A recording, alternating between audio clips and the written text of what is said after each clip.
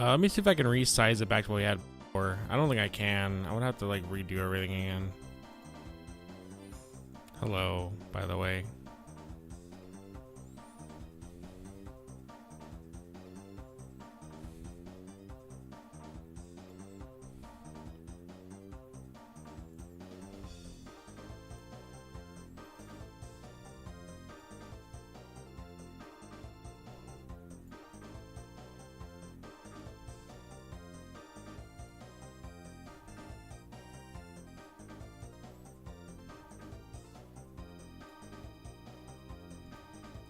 I don't remember how we had it, by the way.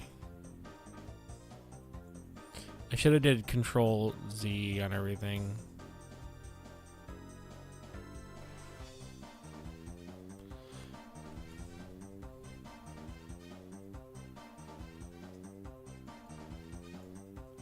Okay, thank God I can do this.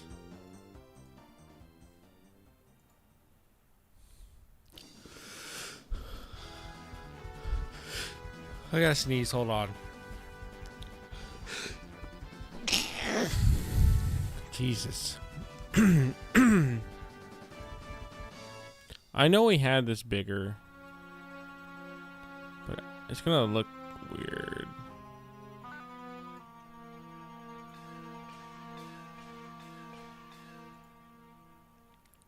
But hello, hello, hello.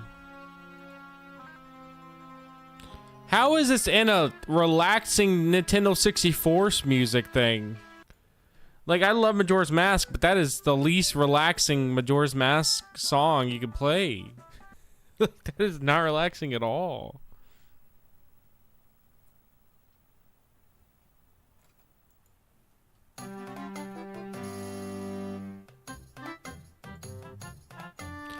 But alright, we're back to doing shiny hunting, so... We still have 2 eggs we haven't hatched.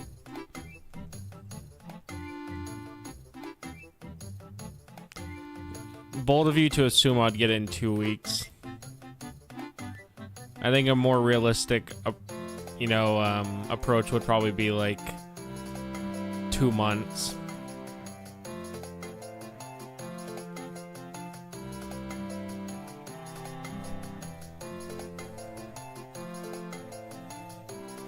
Final hours could be relaxing.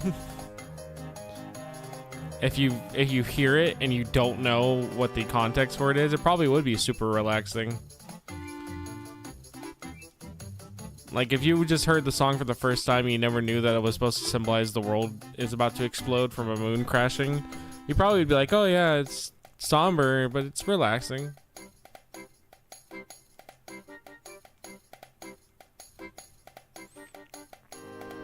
And before we get the shiny, like literally in 5 minutes, like the 3rd egg we just got, it's a shiny. Dude, I've heard Final Hours. I listen to that shit constantly. You have to remember that I listen to Yumaniki and Yumatuki music, and I actually find that shit relaxing, and I can fall asleep to it. So Final Hours to me is actually relaxing. Like, I could fall asleep to Final Hours pretty easily. Also, I don't know if we want to have other music or if we want to listen to the actual game audio. I don't know, because the problem is, I would say it's going to get annoying because it's going to be you hearing Goldenrod for like the first 4 notes or whatever, like 4 or 5 seconds of it, and then you'll hear like 4 or 5 seconds of the route theme. And it'll be that over and over, and I think that kind of gets annoying. No shiny.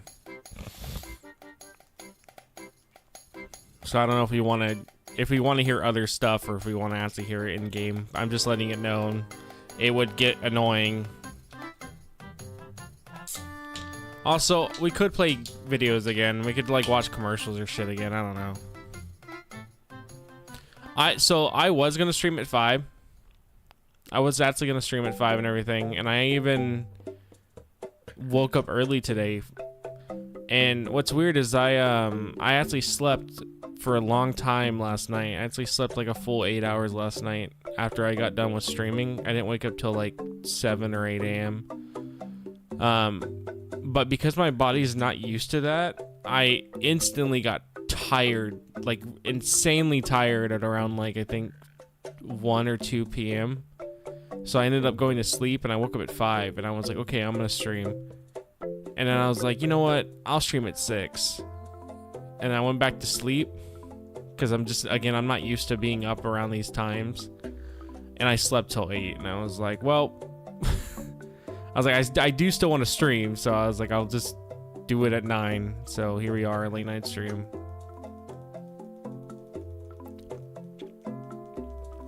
Well, I wish I could stream around this time. Like, if I could, I probably would stream around 9, and that would be like my normal time is starting at 9. But I can't because that's when I have to go to work.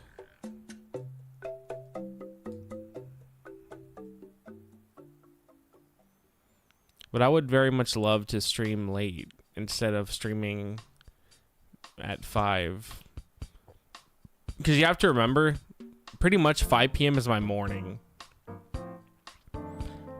Like, normally I get up around like 4 or 3:30 p.m. and then I'm like showering and all that stuff. So 5 is literally like if I got up and then started doing streaming at like 8 or 9 a.m. You know what's great though? When I go to Japan, my body shouldn't really have to like adjust to jet lag or anything, because when I'm awake here, it's daytime there.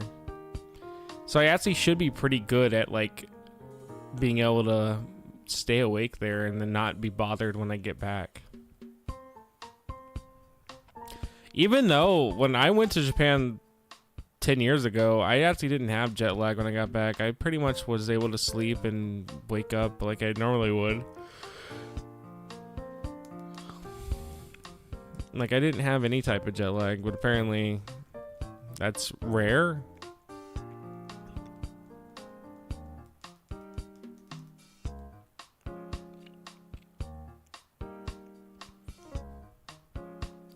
Also, I scanned another guidebook today. I uploaded to Internet Archive because I couldn't.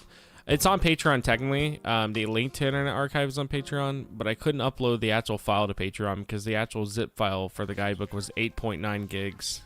Because I scan at 6,000, not 6,000, 600 DSP or whatever, or DPI.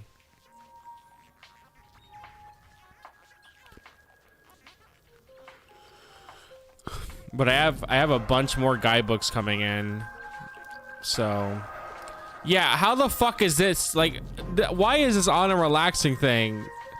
I feel like this is scarier than Final Hours is.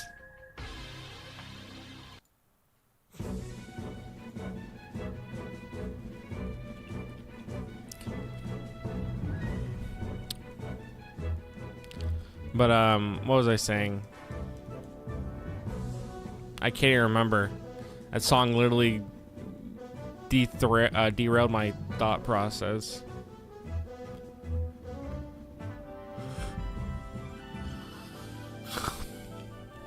The only thing I can remember that is I was talking about the jet lag part, but that's it. But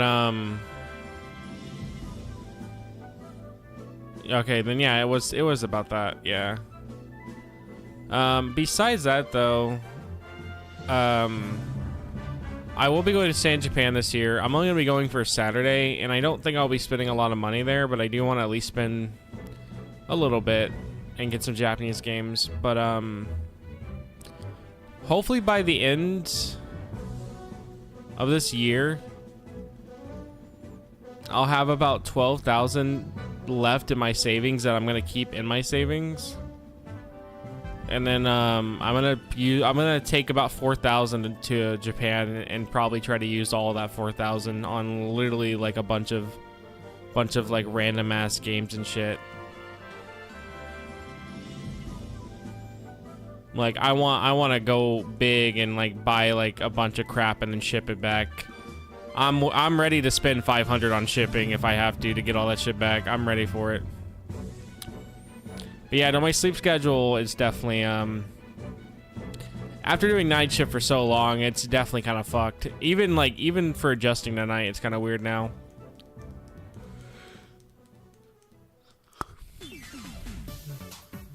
Cause like I'll have some days where I'll go to work and then I'll be like super tired for like the first 3 hours of work, even after sleeping or taking a nap. And then I'll just wake up and then I'll be good again.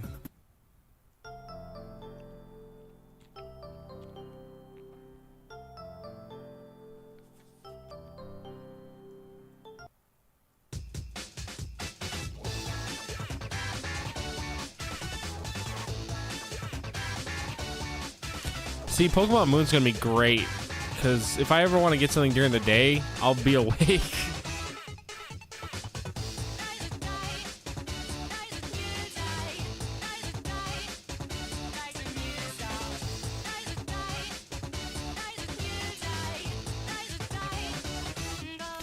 You know what really sucks? I've been having recently where I'll go to sleep and I'll sleep for 2 hours. And somehow in that 2 hour span, I feel well rested where I cannot fall back asleep. And I will have to lay there for hours to go back to sleep. Is this what lobotomy sounds like? No, dude, it's Sonic Rush. One of the greatest DS games to ever exist. So like if I ever have that day where I only sleep for 2 hours, I somehow will be wide awake. But the problem is I don't want to get up and do anything because I need to sleep. And I've had that happen twice recently, and it pretty much screws my whole schedule for that whole day. Because if I don't force myself to lay there for hours trying to go back to bed, I'll be too tired for work. And then I'll end up wanting to fall asleep there, and I can't do that. But when I don't have that, it's pretty good.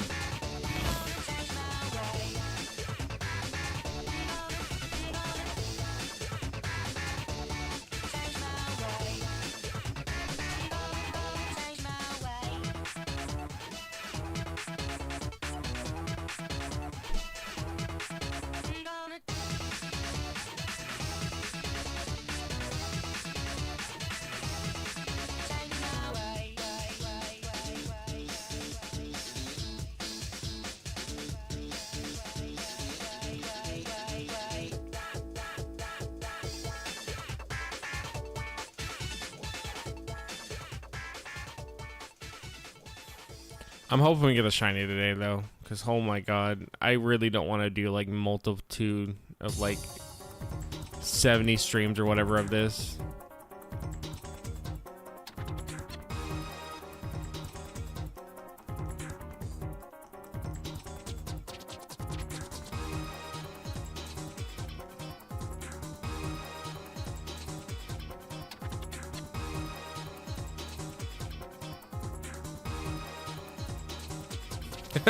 Dimensions from out of this world. Yeah, that sounds fucking terrible. I've noticed you've been sick a lot though.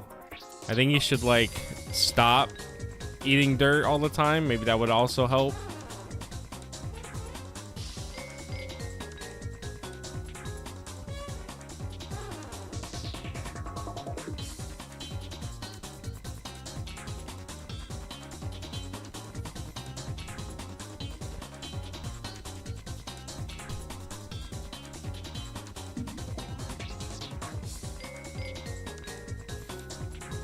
You'll see I'm right about the mold, yeah.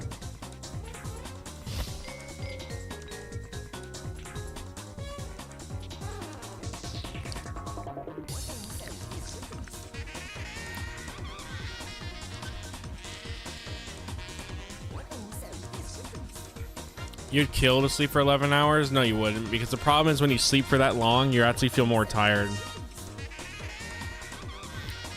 Like if you end up sleeping for longer, you actually feel way more tired, and that's what happens to me as well. Where, like I said, I'll go to bed, and sometimes either I sleep for 2 hours or I'll sleep for like 11 to 12, and then I just feel fucking exhausted waking up. Sleeping when you're sick to me is the worst. I don't ever get good rest.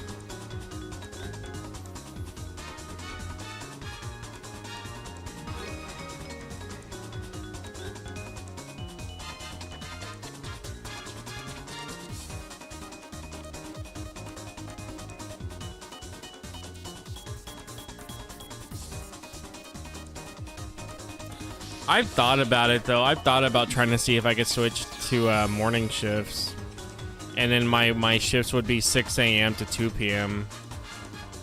I've thought about it, but part of me is just like, I'd much rather do nothing on night shift than like day shift.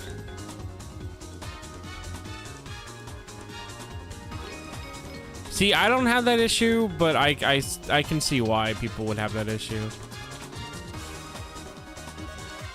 Like, I don't know, I started thinking about it. I really should buy blackout curtains, even though I don't think I need them. I sleep fine even when the sun's out, because the sun really doesn't hit me or anything where my apartment's placed. But I've heard that it does help if you have blackout curtains, regardless if the sun like really hits you or not. Like, it helps you sleep easier because it tricks you into thinking it is night. But I don't know.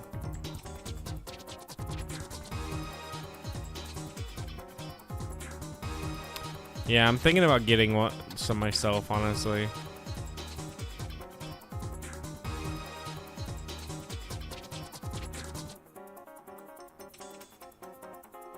I mean, not like it would matter, because I always leave my monitor on, so my room wouldn't be like full ass dark anyways.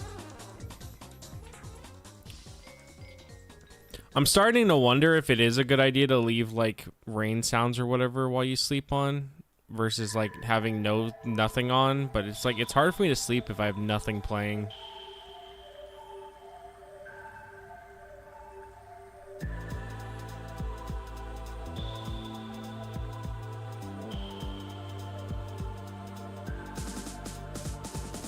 Well, see, the thing is, like, it really doesn't get that hot in my apartment with the sun at all. So even then, I don't think I would need it for that. But that is a good...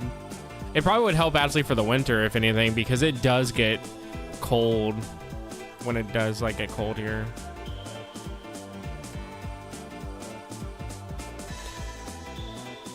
Because I was thinking about it. I was like, do I get better sleep if I play like soft music or like radio talk or whatever? Like, do I get better sleep doing that, or would I get better sleep if I just don't play anything at all?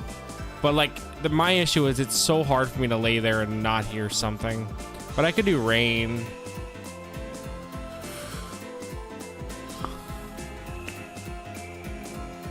Funny enough, what I've been listening to sleeping recently is it's this random ass video that has like no fucking views, but it's a guy playing Japanese radio talk, like talk shows through like a FM radio for an hour. So I just loop it. But I've been listening to that while sleeping, and I can pass out in like 20 minutes to like 10 minutes.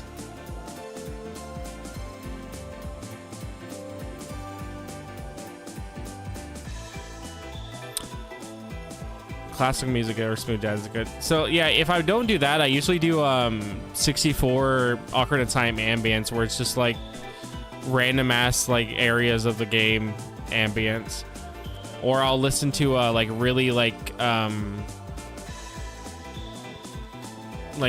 reverb, slow down like Pokemon music or whatever, or just rain.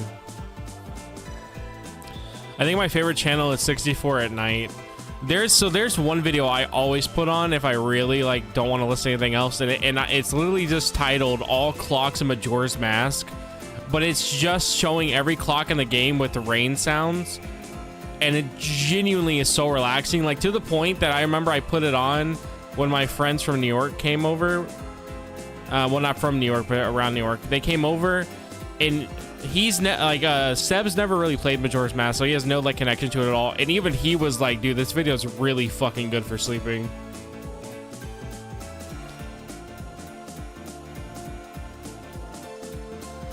Yeah, but yours isn't Japanese, buddy. How am I supposed to learn while sleeping? You only sleep when I'm fatigued. Well, that's when you're supposed to sleep, buddy. So I'm glad you do that. That's what you're supposed to do.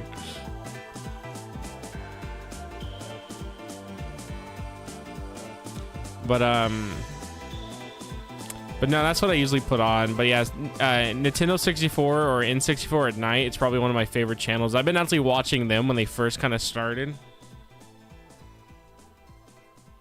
the hell did I kick? Oh, Noodle.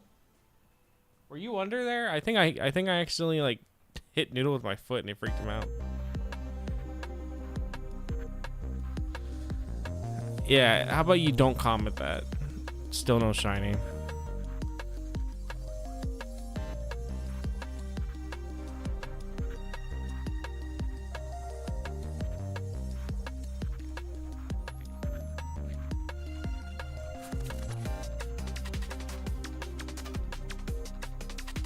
Noodle always fucking meows really big, dude. You should hear him when he's like about to eat. No, it's Sonic music. It's from Sonic Frontiers. The only thing good about Frontiers is the music.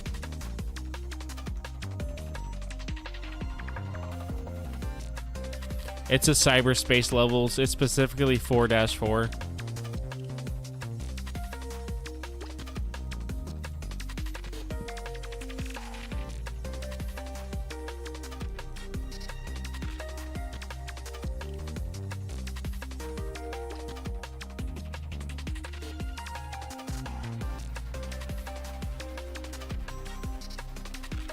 Yeah, I don't like Frontiers. I think Frontiers is a very boring fucking game that has really cool boss fights and good music, and that's it. Besides that, everything else about Frontiers sucks. But the music is really, really good.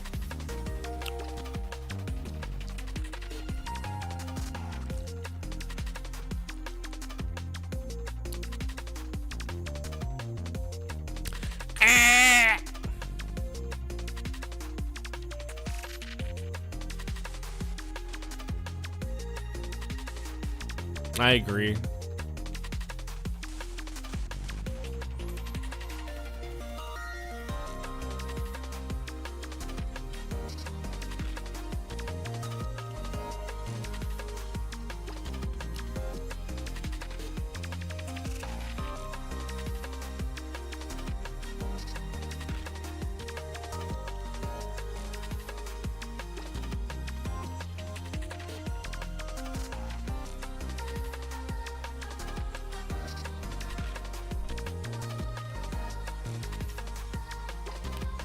Move. All right, what do you guys think? What do you think the chance of me finding the shiny is? Like, what chance do you think this stream will find it? Tourette syndrome ass.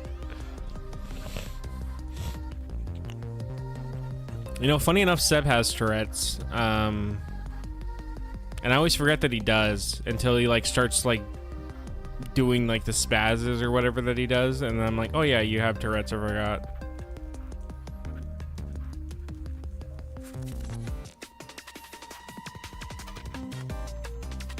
No, actually, it is not a 1 out of 8. It's not 1 out of 8,000 chance. Funny enough, the method we're doing actually gives me a 1 out of 64 chance of getting the shiny, and the fact that we haven't gotten it yet is even worse. The fact that we've bred so many Pokemon and not a single time have we gotten a shiny,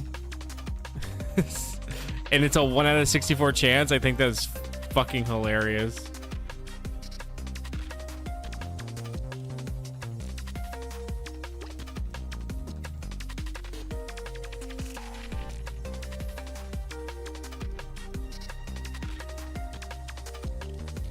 I didn't think the EDP documentary was going to be that bad, dude. I actually thought it was genuinely going to be like a good documentary showcasing what he did to try to actually get him, you know, criminalized for it. And then it pretty much was just like a joke about him grooming and letting him say whatever he wanted, giving him a platform while also giving him money. And now pretty much everything that he said, like I said before, is probably going to easily never be able to be used in court due to the fact that he can just say that it was part of the documentary and he was paid for it.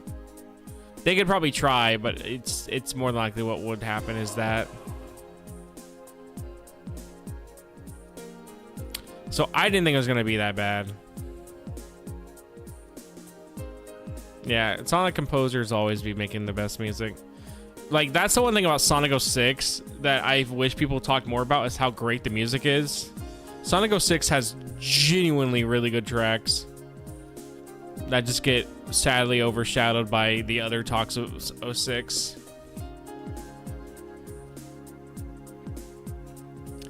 I do think it's kind of funny people are coming around to 06 now and are like trying to tell you that it's not that bad. Mostly due to the fan remake thing or whatever that they're doing, but it's just like, no, the game's not good, dude. However, when I played it growing up, I actually didn't mind it. I thought it was fine. Like, I wasn't having fun with it, but like I wasn't hating it. I just remember being annoyed by the load times. That's what I was more annoyed about, but I actually wasn't hating 06 when I did play it.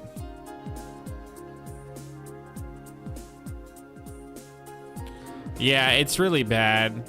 Like even for me, I was like, man, this is getting tedious. I never finished it either due to the fact that the loading times actually was why I didn't want to play it anymore. But I remembered like not hating my experience with it. But I know for a fact now if I went back to it, I would definitely not like it. I would hate it for sure.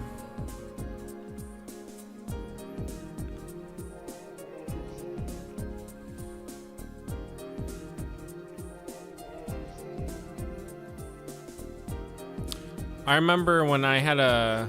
No, I would not. Trust me, dude. I know for a fact I would not. I can't even pretend like I would. 06 just does not play well. I think 06 has a great story for Shadow, though. I think Shadow's whole, like, character arc in 06 is actually really good.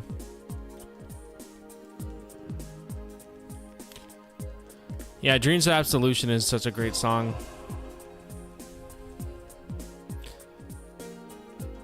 But I remember I had an old ass Let's Play channel, and we were supposed to play Sonic 06, so we wanted to do a skit for the start of it.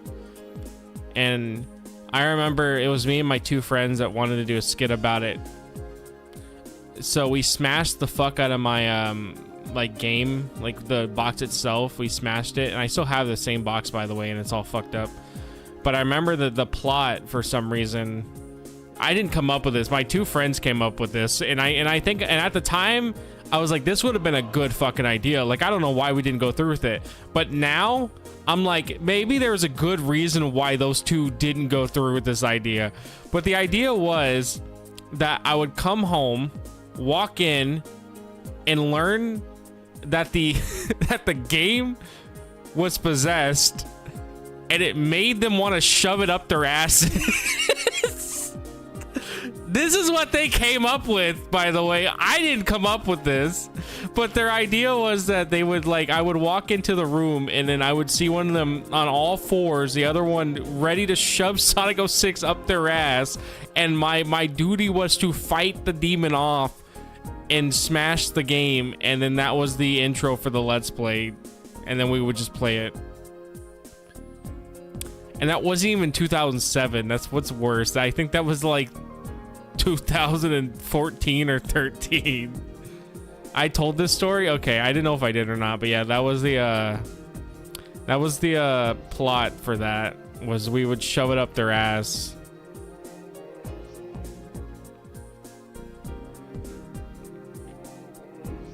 No, that was a different story. He didn't call me a loser, by the way. He called me the F slur.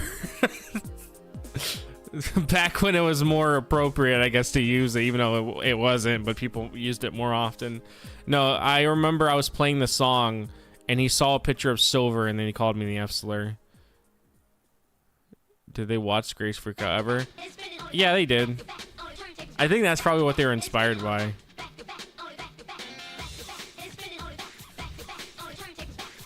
I like Sonic Rush's music, but I will tell you right now, this is not what I want to listen to right now, because it's going to be this.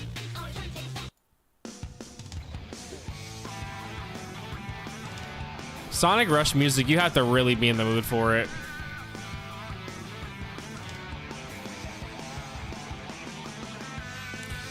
I'm on a bicycle.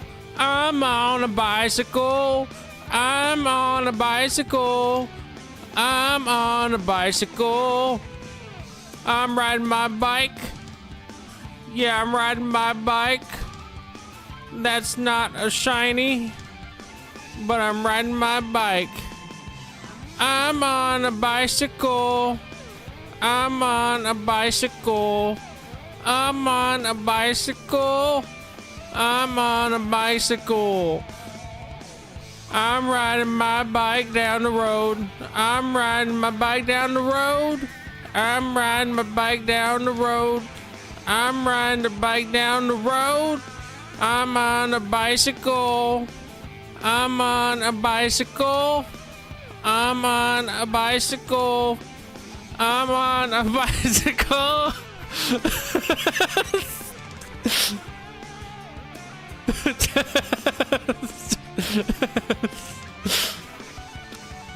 You did not tell that story. I thought you were gonna tell the Dreams Not Balloon story. Someone really cool happens when you press the control in the playlist.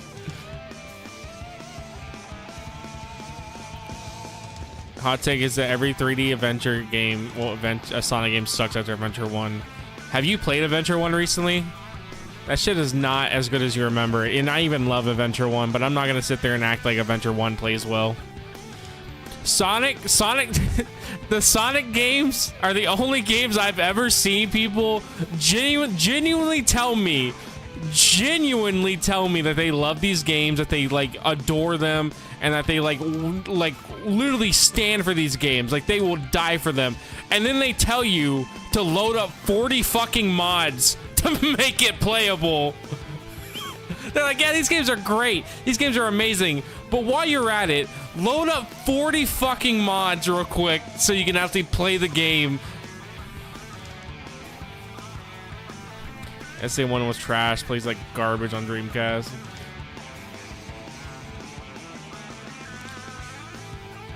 Yeah, my thing is the fact that you have to load up a bunch of mods for these games to be playable. Maybe these games are not that good, and I love Sonic Adventure 1 and 2. I think they're great. They're very bad, great games. I think I like Adventure 1 more, but I think they're still bad games.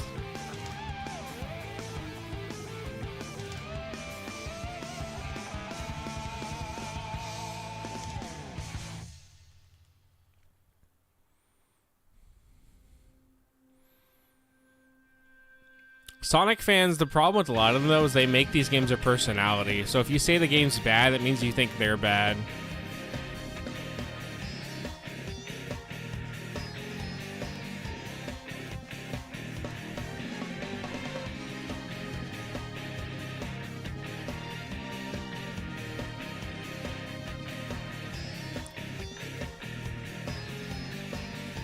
I think people like Knights, though, don't they? I've heard more people say they like Knights more than they like the other games. But yeah, you're right. A lot of the bad Saturn games end up being the Sonic or Sega games.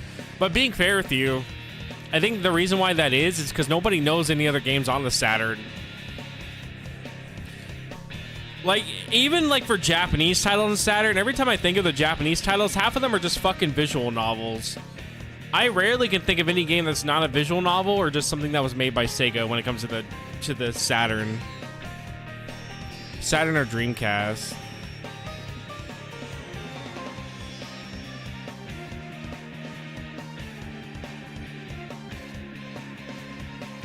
The physics for SA1? You mean how everything pretty much lets you like shoot off into the sky?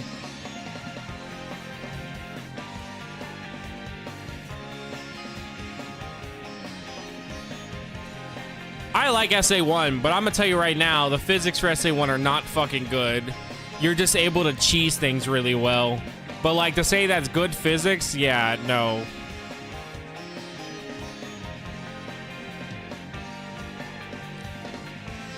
I think I know which one you're talking about. Didn't that one also get a PS2 port?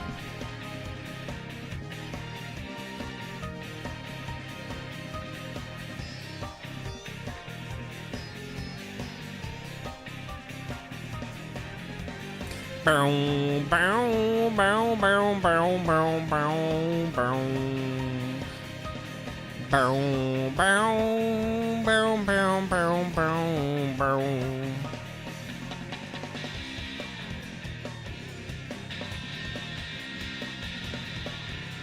There's plenty of Saturn titles. You have to be a fan of Japanese arcade games. Exactly my point, though. You have to be a fan of literally knowing the language and being in Japan, because the American lineup for the Dreamcast and Saturn are just trash.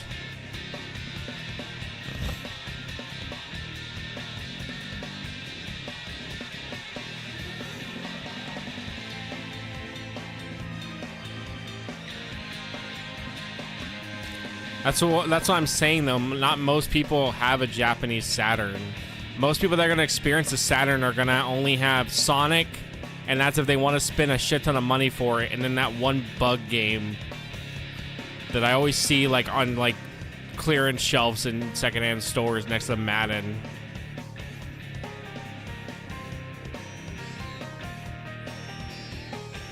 Well, yeah, it's not only too expensive, but there's like nothing on the fucking console for Americans that actually worth playing. Because pretty much everything you could want to play has either gotten ported to something or like isn't worth investing all that money to play.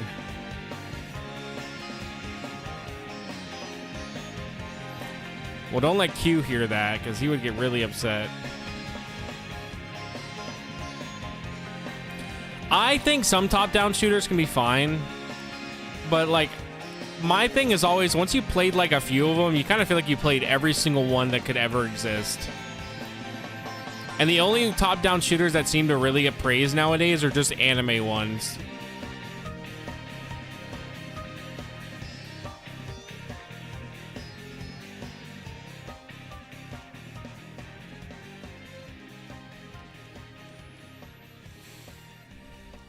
Oh, wait. Oh, I didn't realize I already had 2 more eggs. I literally don't even remember grabbing those 2 extra eggs.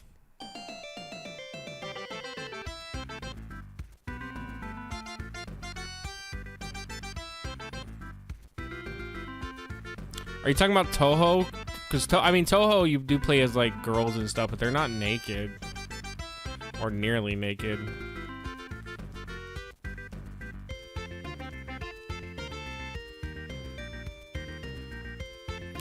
I've never really played Castlevania. Like I said, I've never been a huge Metroidvania fan.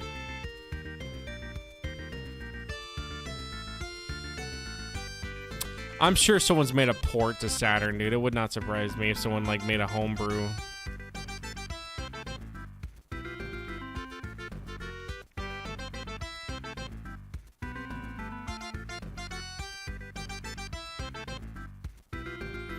Also, I think he just means in general, not just Saturn. Yeah.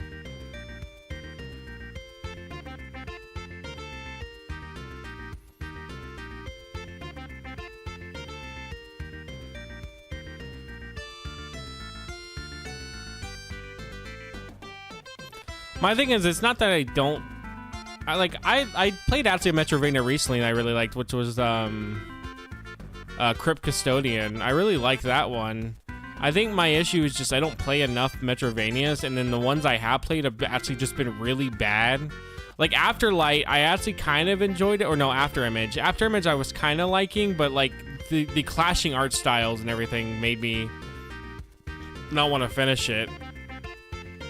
So I think my main issue is that my only Metroidvania experiences have been that, a bit of Hollow Knight, and then like a bit of Prime 1.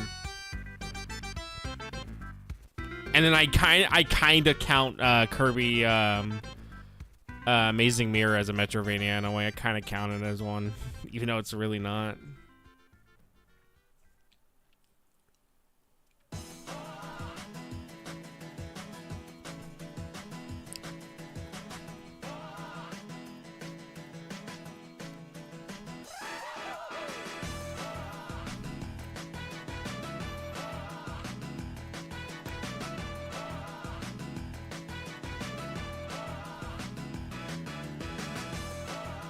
That's how it should be.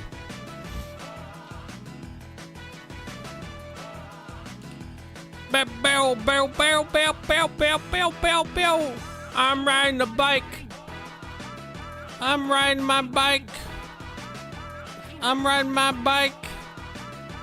I'm riding my bike. I'm on my bicycle. I'm on my bicycle. I'm on my bicycle. I'm on my bicycle.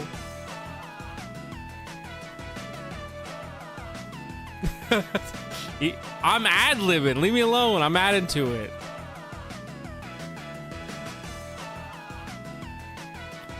Those games gotta be so ass.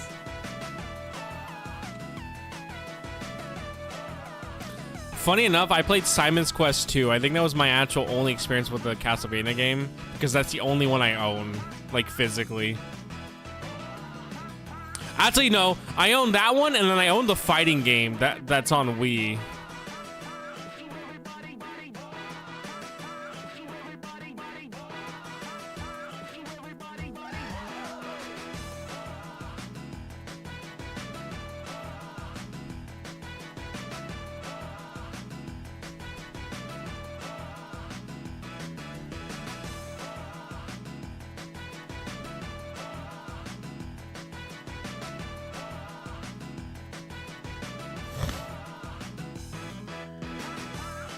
I still love that they made like another Belmont just for that Gooner Bomberman game.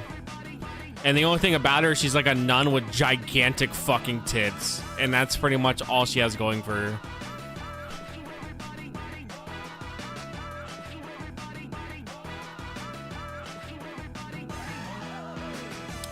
Yeah, so in the Bomberman Gooner arcade game, they made a new Belmont.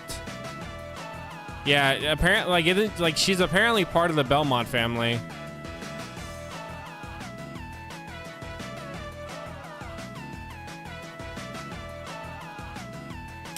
I do not even try to say Castlevania on 64 is a good game. I think it looks really good, but goddamn, that game sucks. I even remember that one video tried to say that it was a good game or whatever. It was like, oh, people don't understand it. And it was like, no, dude, this game is bad.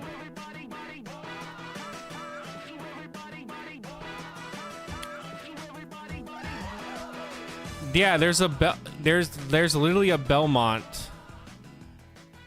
No, there's a Belmont in Bomber Girl.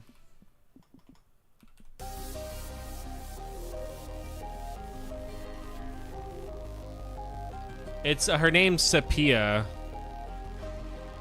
Yeah, it's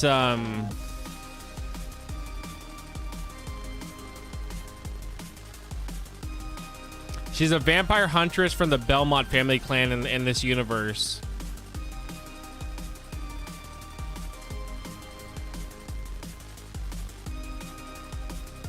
And she likes love and she hates cockroaches apparently.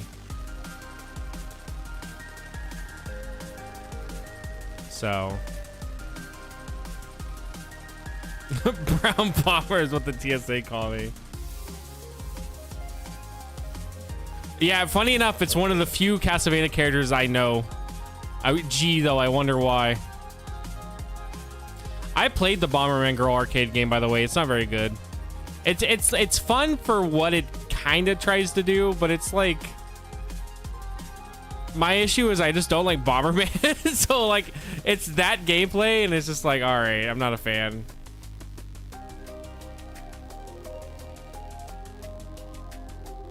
Nah, that's not even enough to say Bomberman for me either. I still love that they added Pyramid Head into Bomberman, and he actually was like a really good character for the game. They added him and the nurse.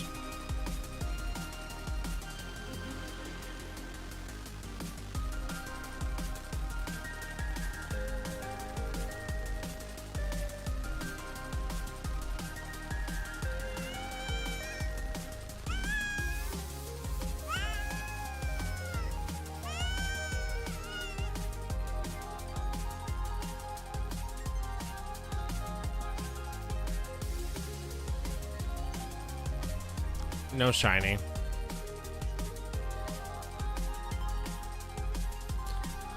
I played Bomberman PC Engine on the Wii U. It was fine, definitely great for the time. I don't know how it became a whole ass series. I don't know either, man.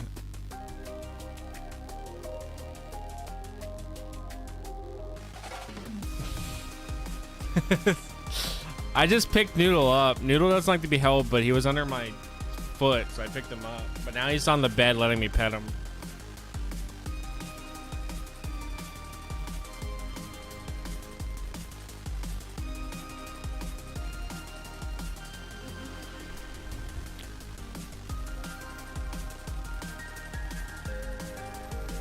Bomberman also always has good music. Even like some of the older games, I'm like, holy shit, the music's great. But then like the gameplay is just ass.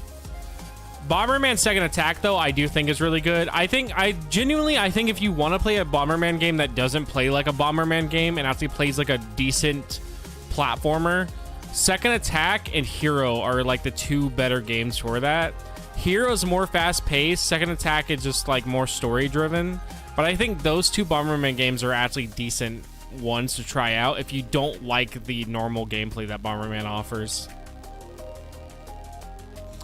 That's why I'm saying it's a good Bomberman game, because it literally does nothing that Bomberman is known to do. Who would have thought, when you don't follow the fucking tried and true formula of just place bomb in front of you and loop move, it would be a good game.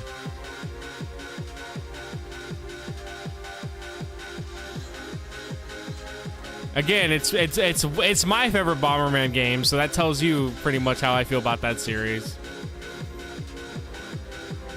Also, Sonic Riders music goes so fucking hard.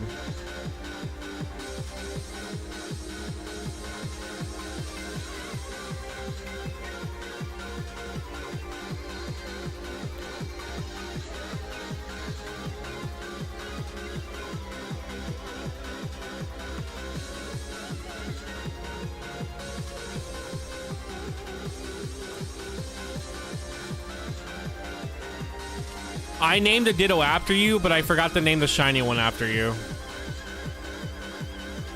But we did name a Ditto after you, yes. At least I think the Ditto is not named, like the shiny one's not named after you. I think one is just named Ditto.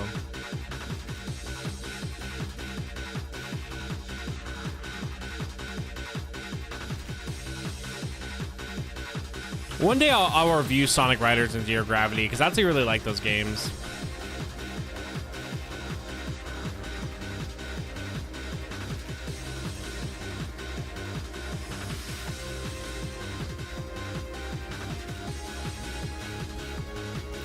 I remember growing up, it was my brother's birthday, and we went to go get a Sonic game, and I remember he wanted Shadow the Hedgehog so bad, and I kept telling him not to get that one, to get Sonic Riders.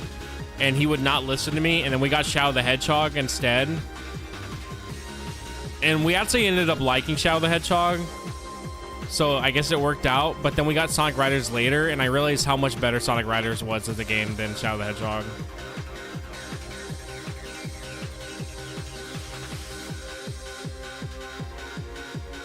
Sonic Riders is not ass, dude. You just don't know how to play it. But Shadow the Hedgehog, yes, I agree.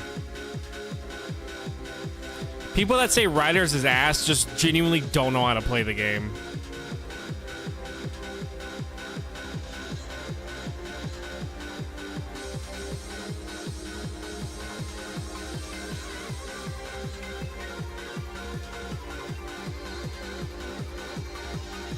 No shiny.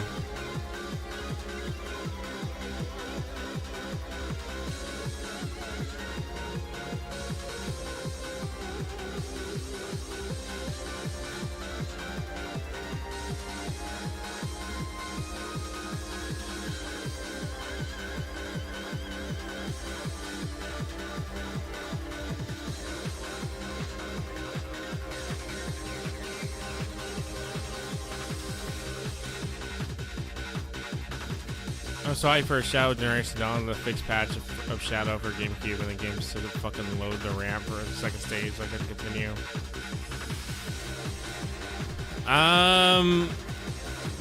Maybe buy a real copy for $100 and then play it.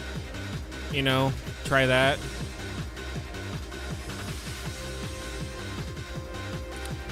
I agree.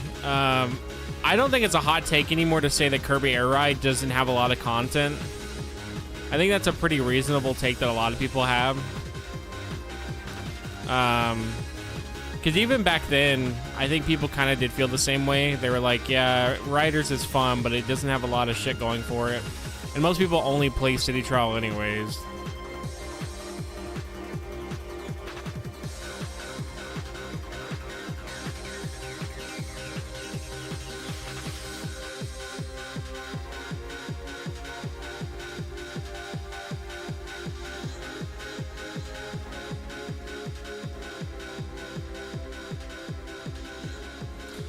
You want to hear a real, if you want to hear a really good song from Kingdom Hearts, and despite what everything about the game, I think one of my favorite songs from that game is Gigabyte Mantis, because it's so fucking funky, and it doesn't even really feel like a Kingdom Hearts song.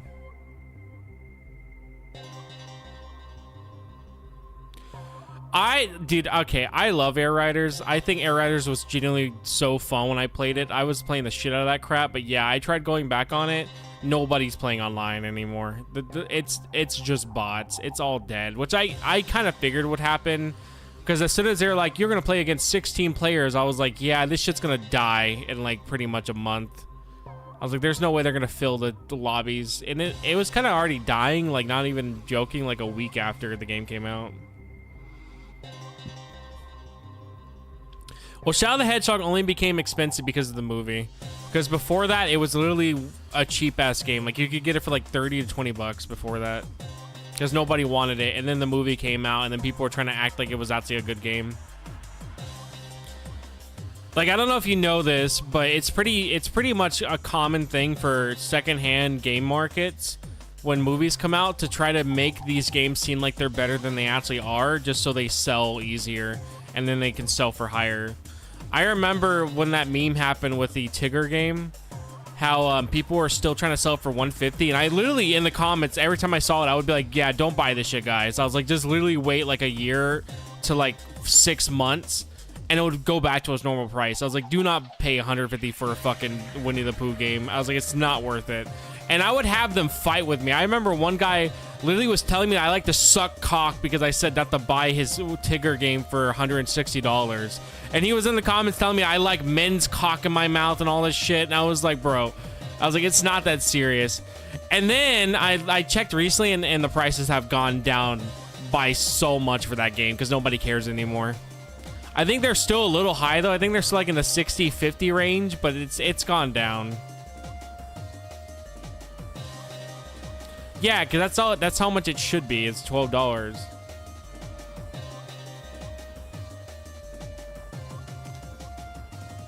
That is not the songs, dude. That's not how any of the fucking songs in Kingdom Hearts sound. You are lying.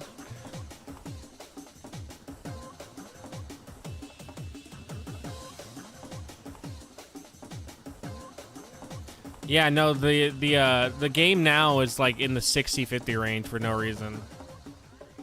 But yeah, I remember I was like telling people, I was like, do not spend this much money for this bullshit, dude. I was like, you genuinely are gonna kick yourself when it goes down in price.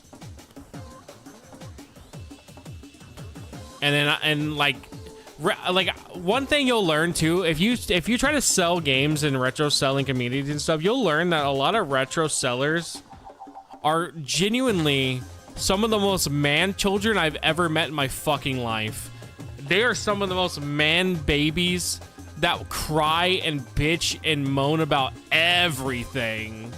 Play the best Cade song? All right, you want me to play the best Cade song? Like do you want me to play my favorite? Is that what you're asking? I can play my favorite.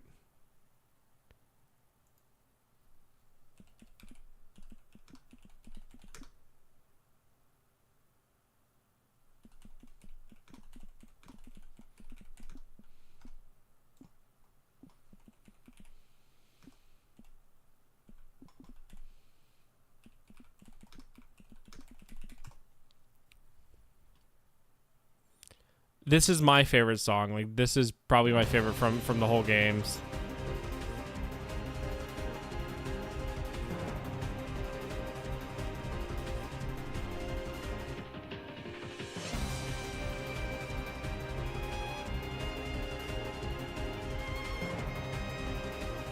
Too bad this song is locked in Dream Drop.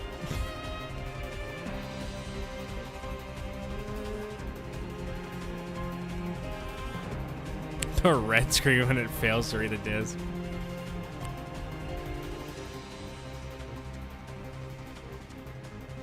AI viewers, which one did you send?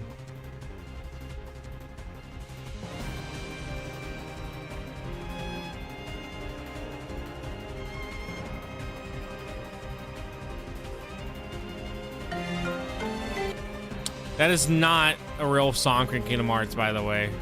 That's the fucking weather song.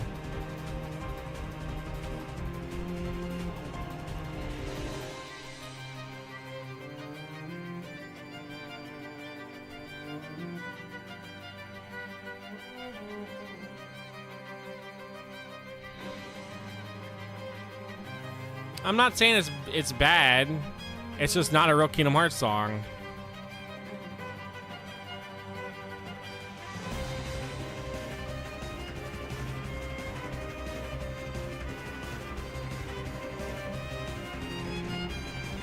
Here, I'll play Gigabyte Mantis.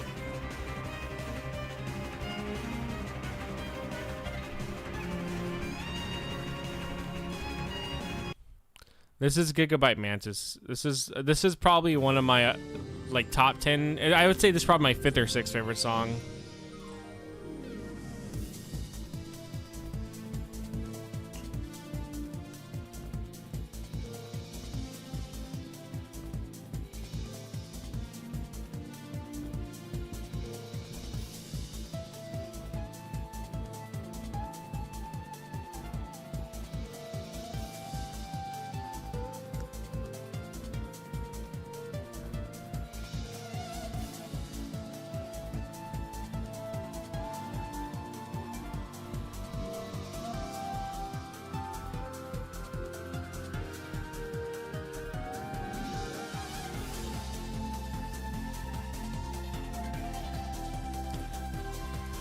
Oh please, game, give me shiny. It's only a 1 out of 64 chance, please.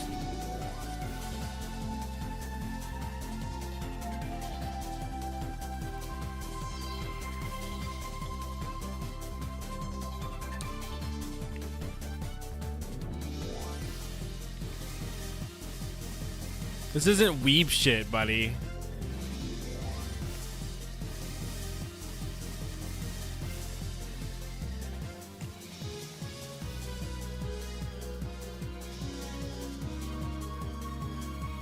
Does anyone wear shorts when it's over 96 degrees? I think you're supposed to wear shorts when it's hot. It's supposed to cool you off more.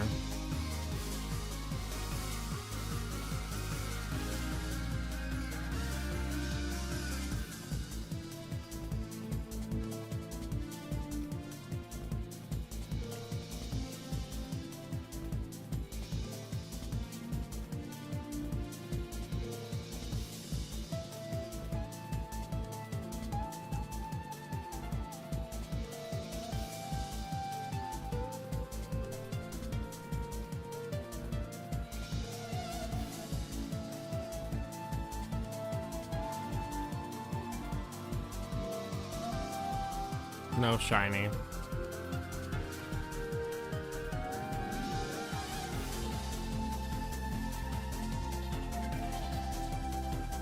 Oh, I don't know. I think you're supposed to wear shorts though when it's over 96 degrees. That's supposed to cool you off. I just said that, Nora. I don't know why you're like trying to retype it out. I literally just said that if it's over 96 degrees, you should read. I mean, you should wear shorts.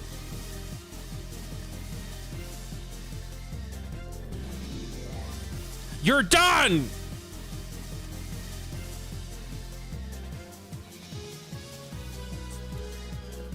It's not my fault that I can't read sometimes, guys. I'm clearly doing something that involves a lot of focus.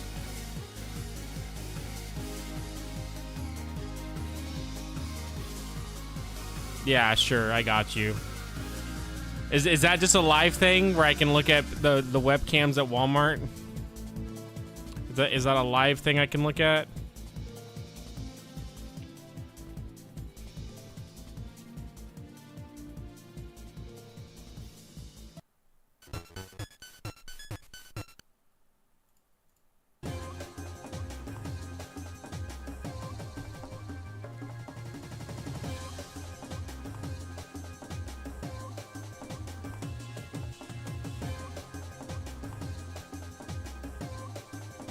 Speaking of '06 music, here's a song from '06.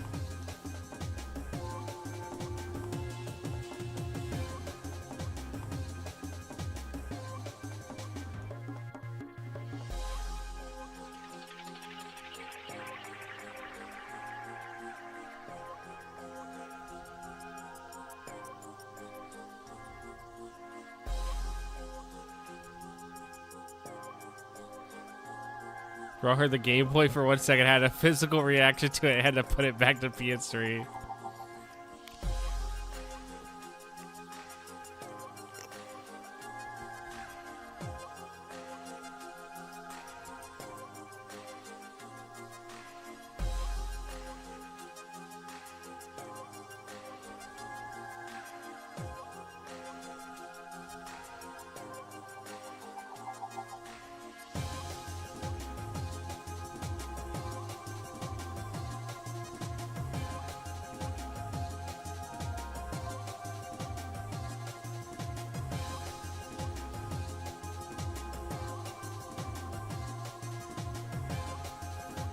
We've been getting insanely good egg luck.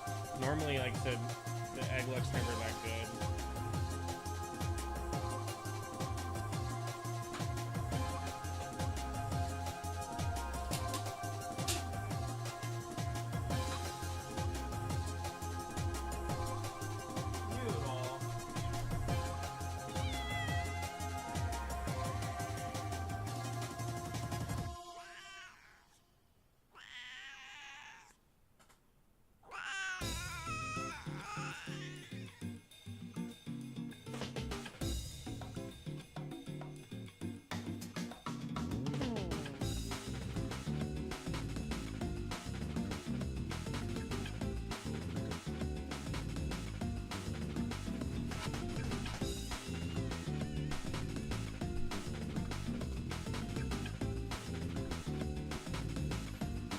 That's, yeah, it's my inner cat boy. Yeah, sure.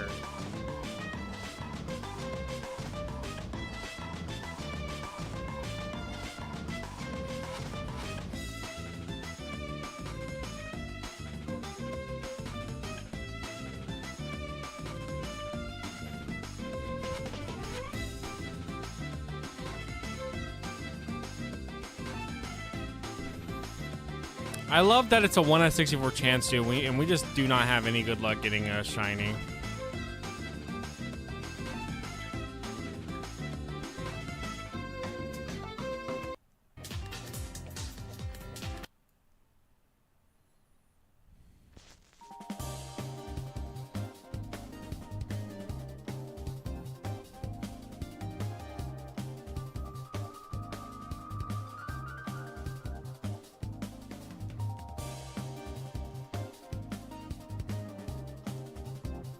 It's Ditto. That's all I need. Like, fuck, I forgot. I need to include that in the review. That's so cool that they actually include Ditto right next to the daycare, just for the fact that it's a good breeding mod.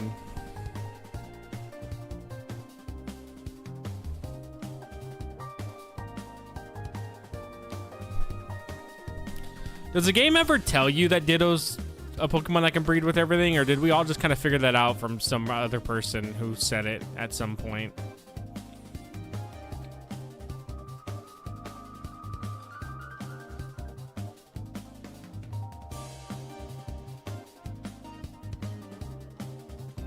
It's not that uncomfortable. I literally just hold the button down, and then once I have to turn up, I just move it up.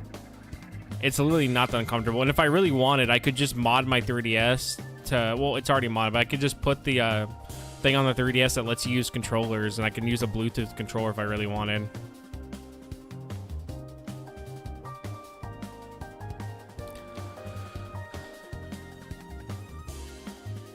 It's really not that uncomfortable.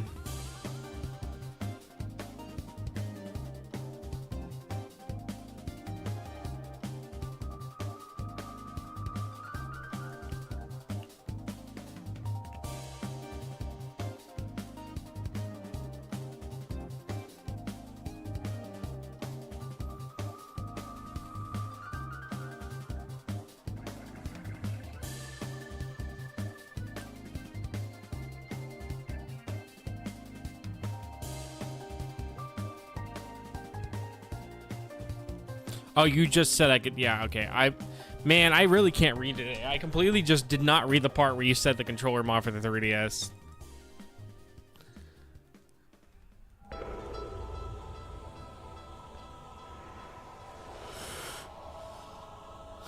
The nunchuck port is the best controller port of all time.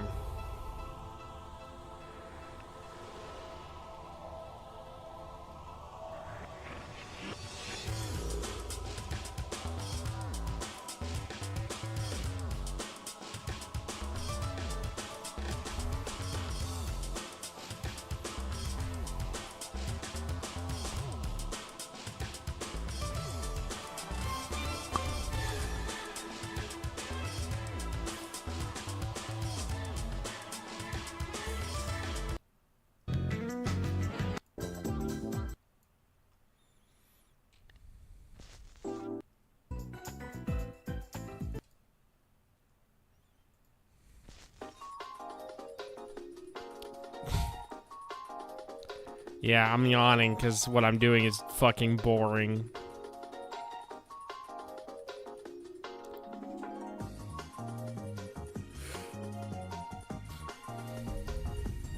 Move, you dumb bitch.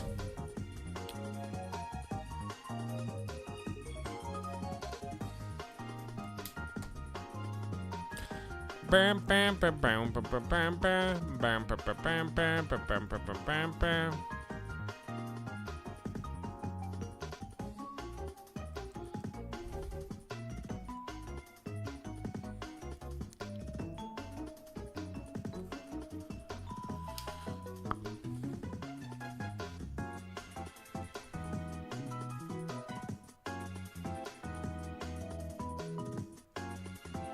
You know, though, I'd rather do this than the Elite Four grinding because I actually was passing out when I was doing the Elite Four grinding in one of the streams because I got so tired just because it was so boring.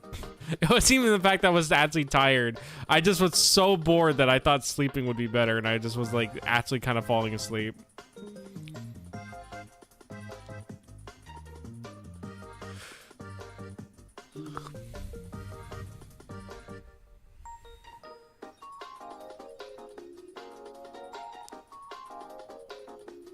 Yeah, normally for me, around this time, like I said, I usually go to work, so around this time I'm usually at work, and I feel kind of tired, but then I'll start waking up around like 11:30 to 12.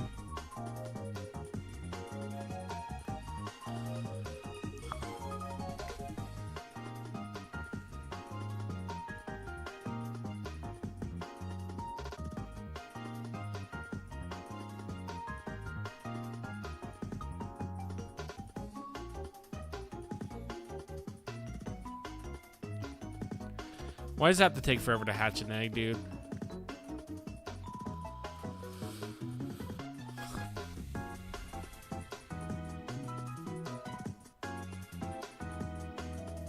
That same problem, and I don't even work at nights, so it sees no benefit. Yeah, I don't know. It's weird. It's like I could sleep for more than 9 hours.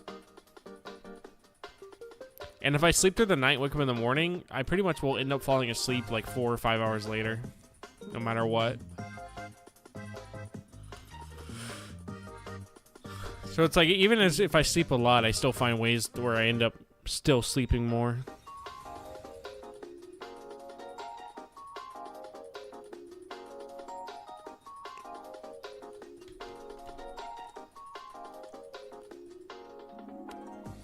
If it's shiny, I'll show my nipples on stream. Yeah, that's what I thought.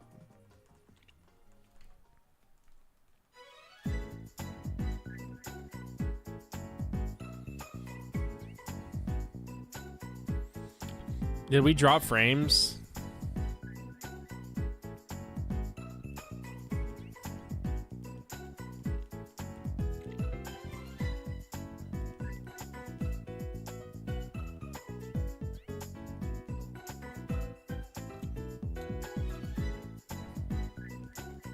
No, I do. I know how bad, trust me. You make it very clear.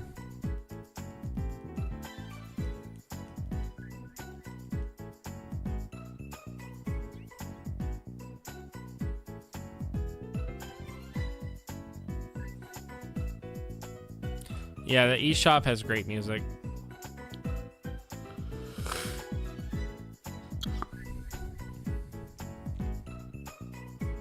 You know what I kind of miss that I wish the Switch would do, but there's no real point, and it kind of makes no sense for any console to do it anymore.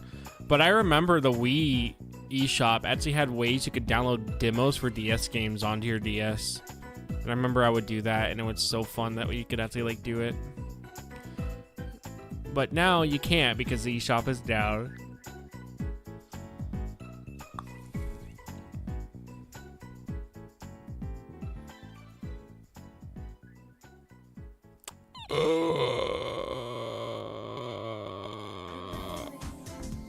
We're always in the way.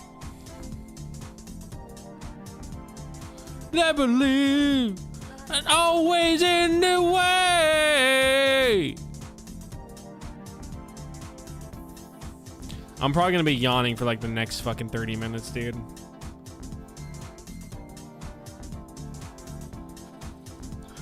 Also, how do you have a wet ass yawn? I don't understand that.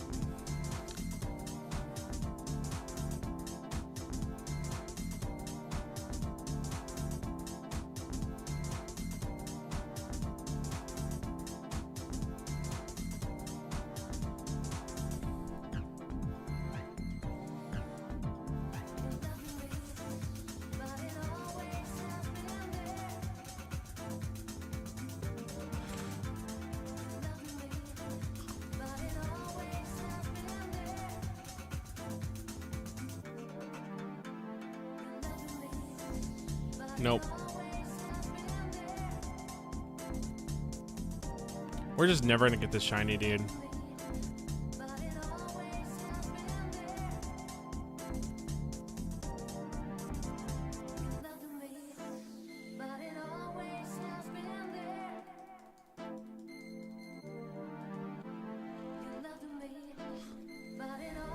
I could just cheese it and go to PKSM and it'll tell me which X are shiny.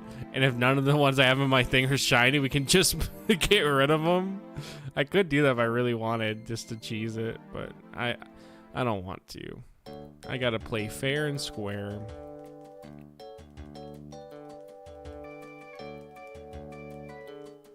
Also, I feel like that at that point kind of defeats the purpose of shiny hunting.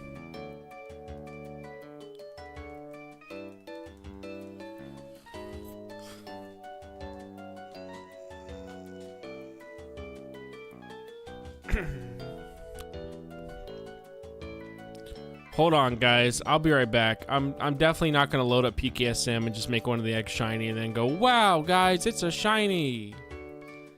Oh my god, I can't believe it.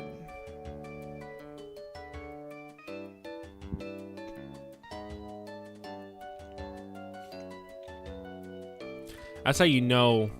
That's how you know I didn't cheat with PKSM to get a shiny, because my ass is doing this shit.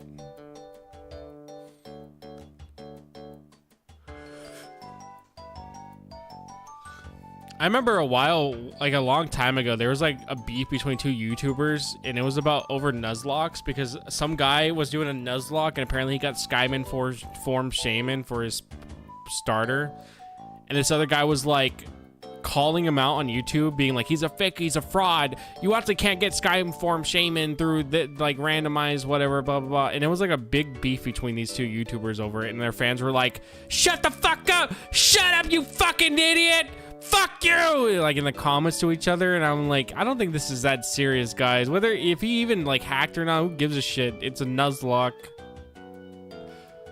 It's not like he's like actually hacking in like an online game. It's a fucking Nuzlocke for a YouTube channel, so like 10-year-olds can lose their minds over. But it was like beef between the two YouTubers, and their actual fan bases were literally going at it.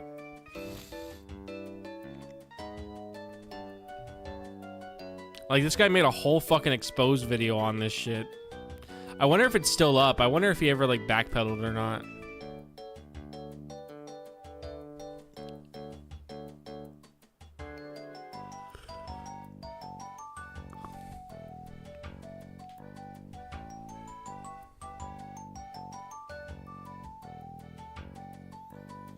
Yeah, I never stuck around to see the ending to it because I was just like, this is stupid. And I didn't think I don't even think I watched either of those YouTubers actually that like were calling each other out.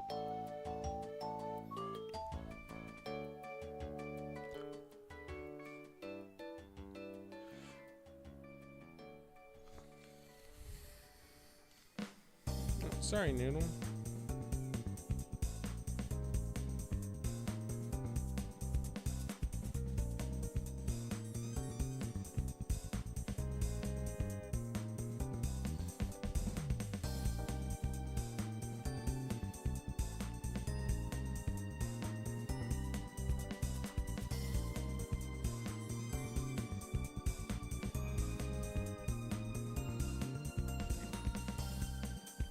I don't know why Noodle consistently wants to lay under my desk, but now he's biting my foot.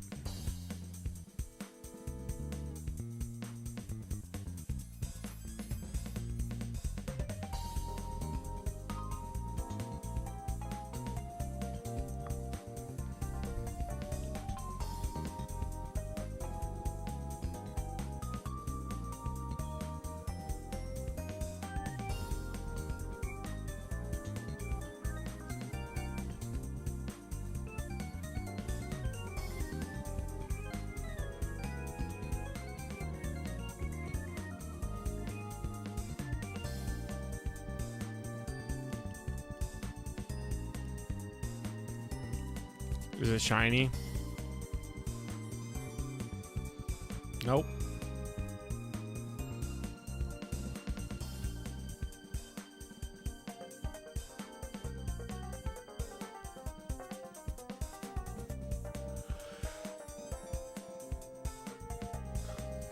We will just never have the shiny. Even when they 1 out of 64 chance do, we're just not getting lucky. I could not imagine trying to do the 1 out of 80, like 8,000 chance with the eggs. And at least in any generation that doesn't have a heat body.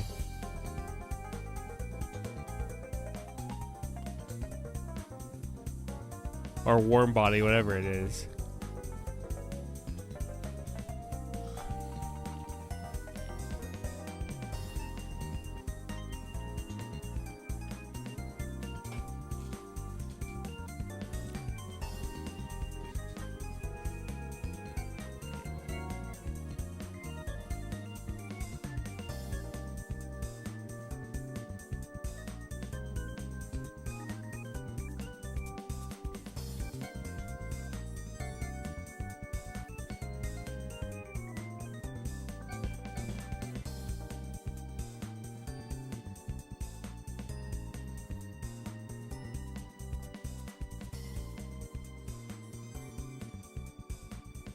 I hate that NPC so much, dude.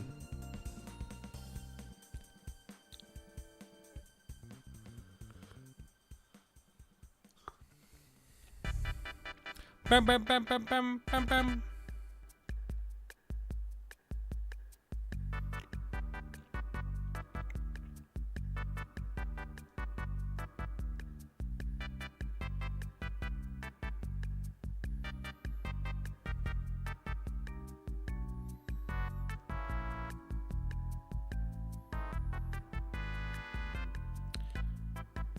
Song for 7 minutes ago? I don't remember what was playing 7 minutes ago.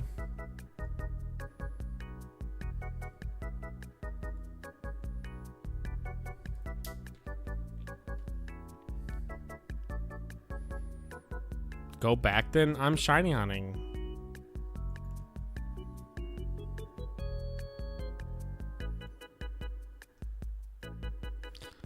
The only songs that I can remember from 7 minutes ago was things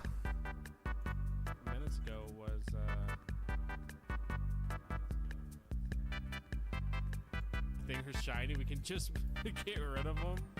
I could do that if I really wanted, just to cheese it, but I don't want to. Oh, that song, that I think that's Dead Rising 4's Mall. I think, yeah, it's Dead Rising's Mall Music 4.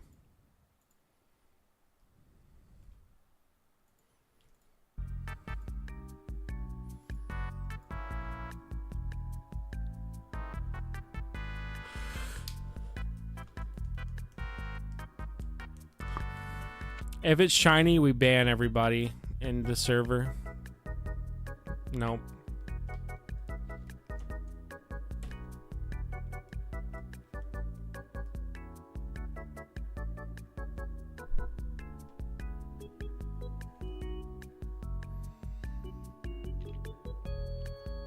No, I think that's the first Dead Rising. It's just Mall 4. It's just the 4th track in the Mall music, but it's still Dead Rising 1. Also, Dead Rising 4 apparently is bad. I think I played a little bit of it and I thought it was just whatever.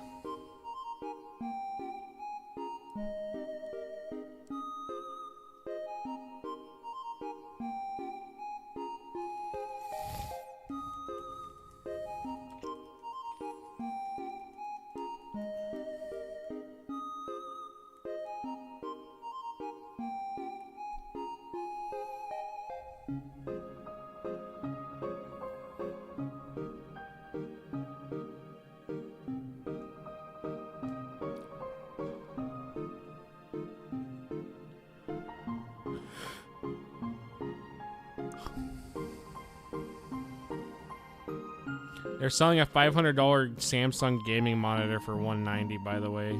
It's 350 hertz too.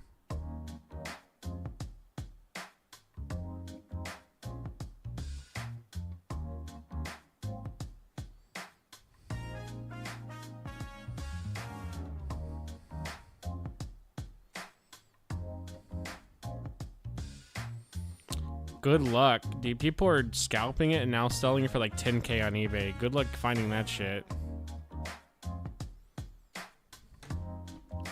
Can I green screen a monkey in OBS for you?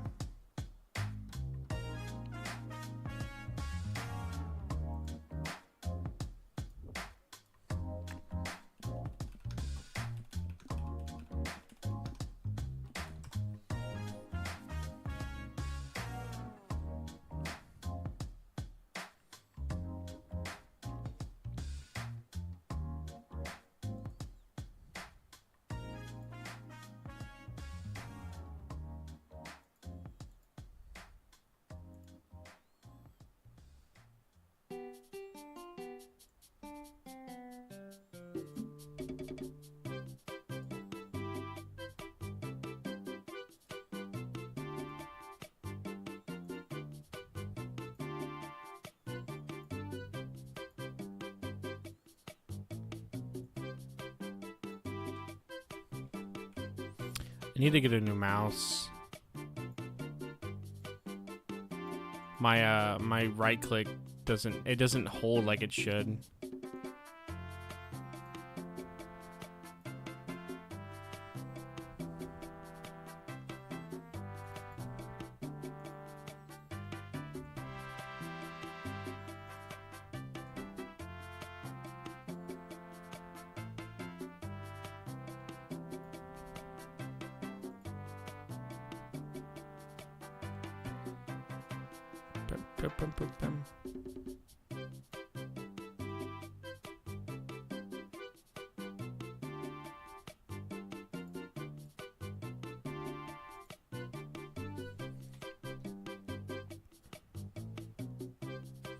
Oh, same here.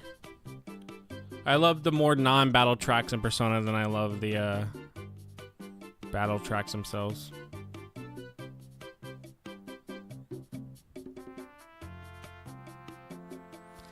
Like to me, Persona 5's battle tracks are kind of whatever, but I love the like more ambient, calm ones that they have. Persona 3 though, I think I like the battle tracks more though than the non ones for at least for Persona 3. I'm in the house like carpet. That one goes hard though.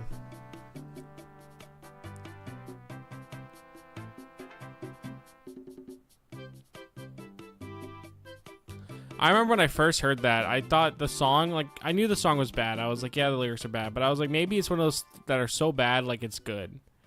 And then I actually listened to the whole song, and I genuinely was just surprised how actually awful that song was, to the point that the house carpet lyric is not even the worst one in that whole song. If anything, that was the most creative lyric that was a part of that. The rest of it was worse.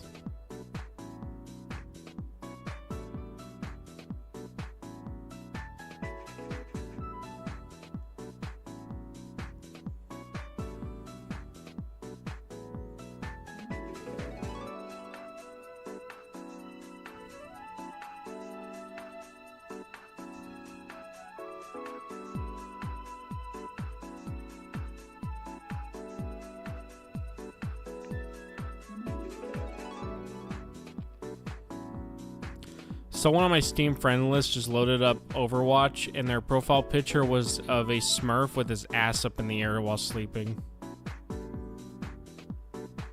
I don't even remember adding that guy on Steam.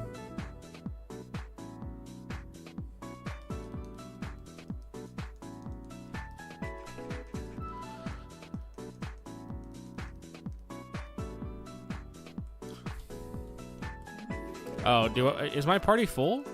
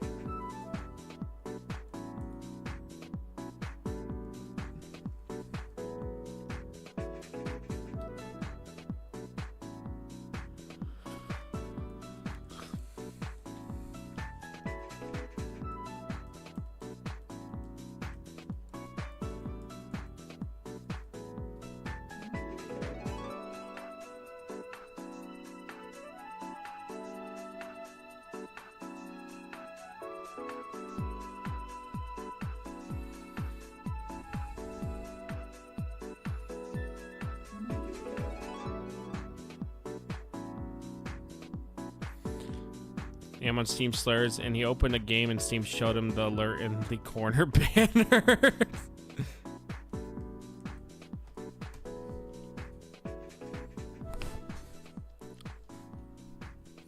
I'm sure your brother was very happy with that. Manny's your brother, right? Just making sure. I always get confused on who's who sometimes.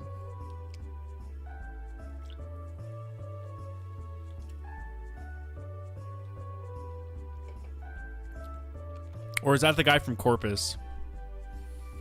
Okay.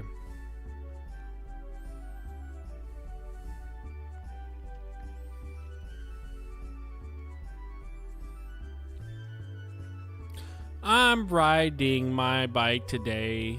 I'm riding my bike today. I'm riding my bike today. I'm riding my bike today. Uh-oh, egg is about to hatch. I'm sure it won't be a shiny because the RNG gods fucking hate me. Yeah, it wasn't. I was right the whole time. I'm riding my bike today. I'm riding my bike today. I'm riding my bike today. It wasn't a shiny. I should play the My Victim Crisis Hotline theme featuring Chung Lee.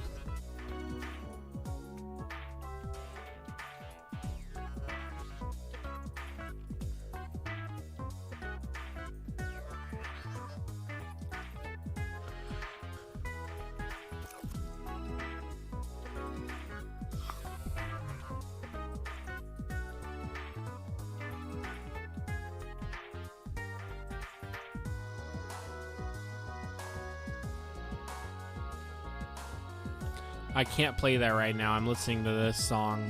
It's my favorite.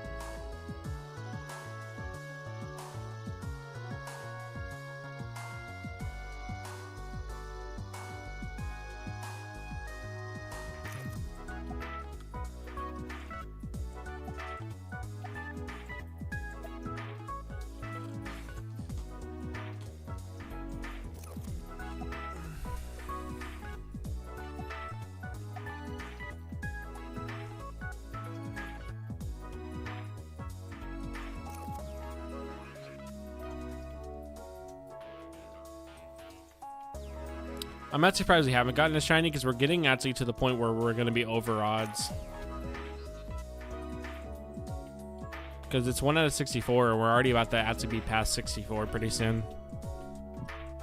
Like once we fill up this box, we'll be at around 60.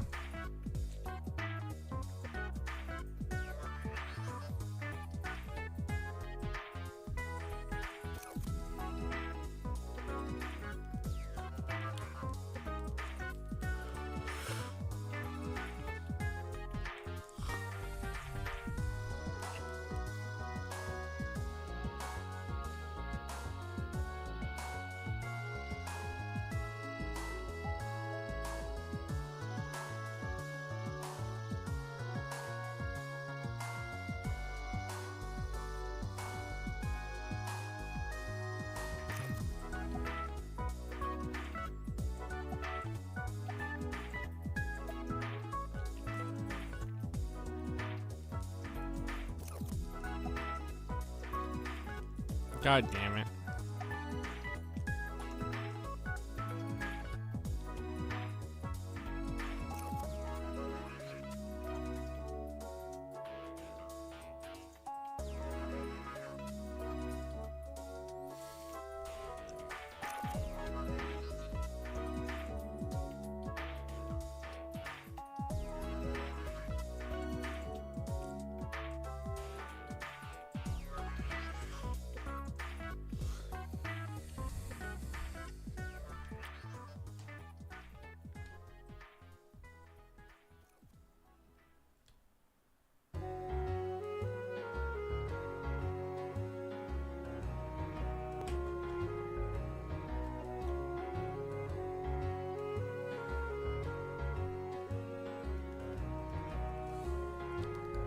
Why did you want me to put a monkey on the screen, by the way?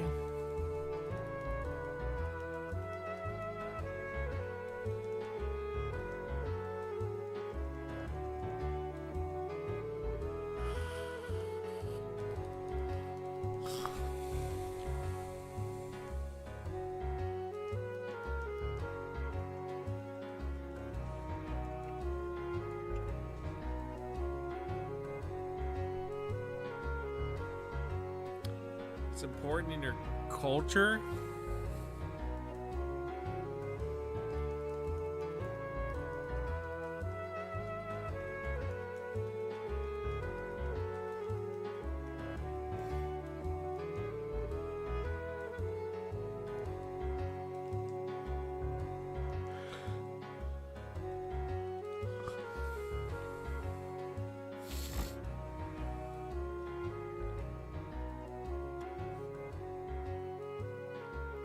The monkey actually is pretty popular in China. It's this old monkey mom that has like a missing arm.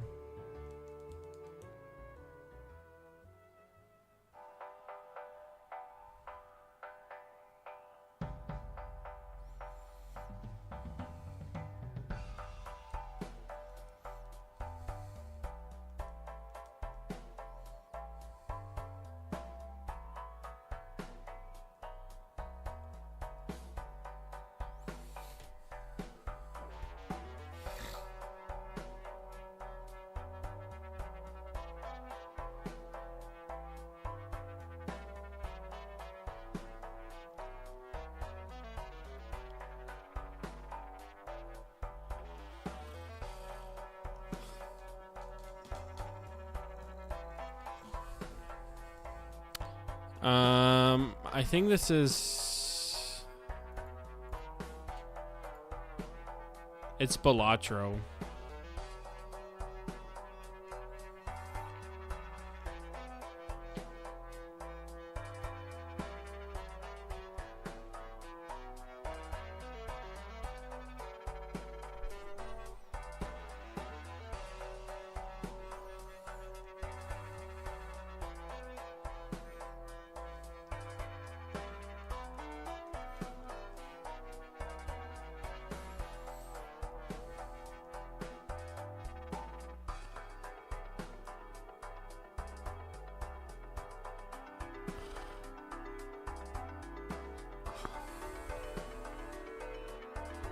It's a really good song. It just sounds like it's some shit from Final Fantasy now.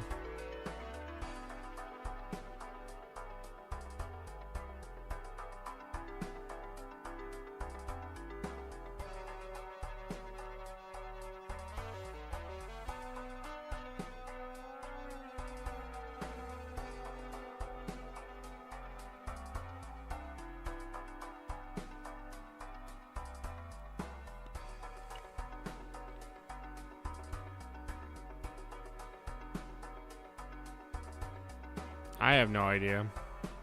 I know that GameStar, by the way, had Tobo 1, but it wasn't in its own. It wasn't in its original case. It was just in like a basic CD case.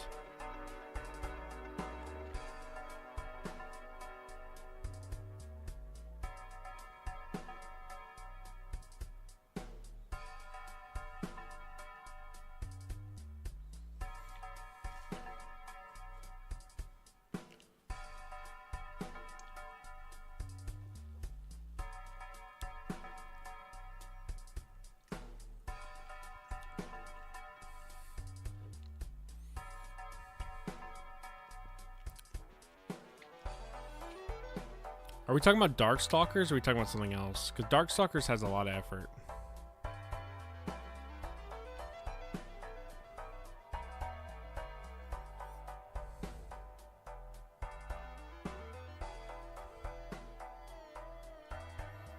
Yeah, isn't it called Vampire Survivors over here?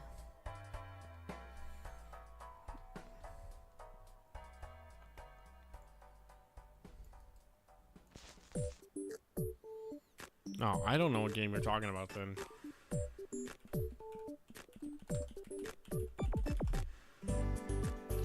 Oh, this game?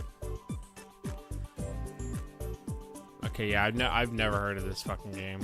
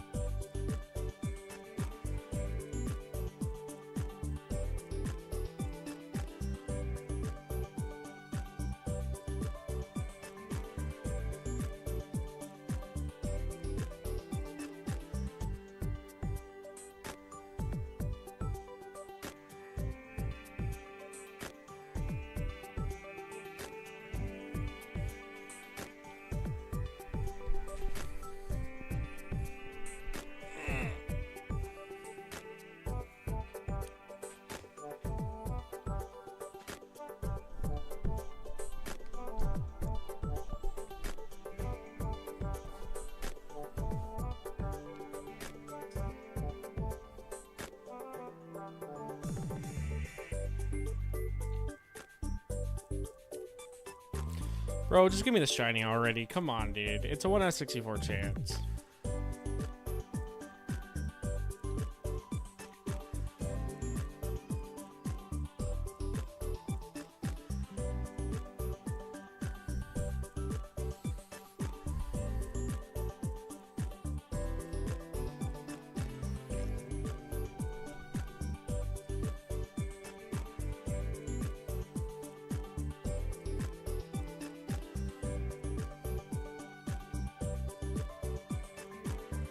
That's how it be sometimes.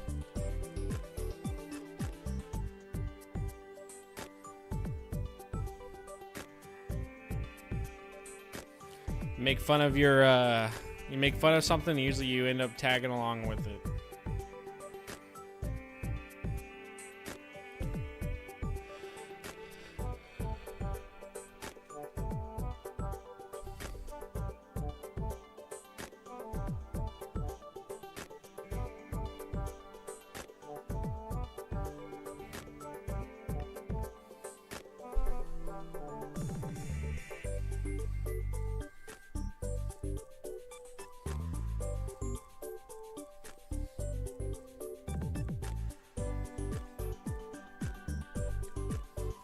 I probably wouldn't play it, but it's cool that it has a community.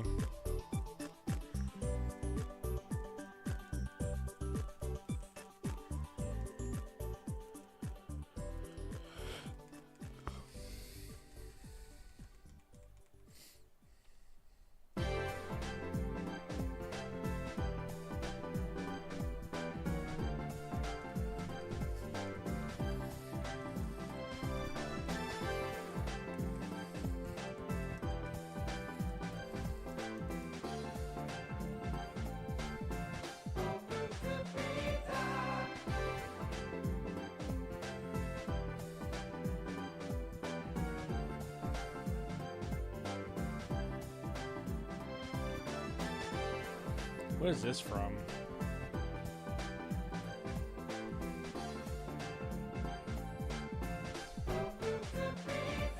Oh, it's from Shinmu.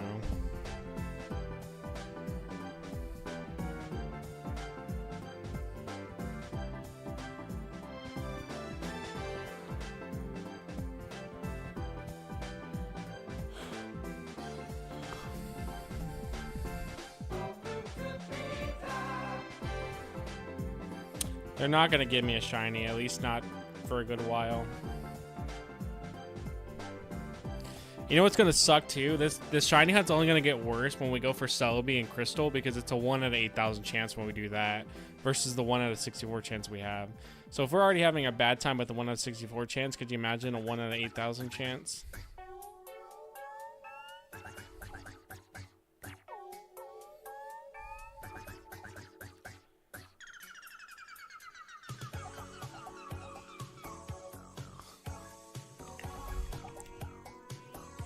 Thankfully, I think when we do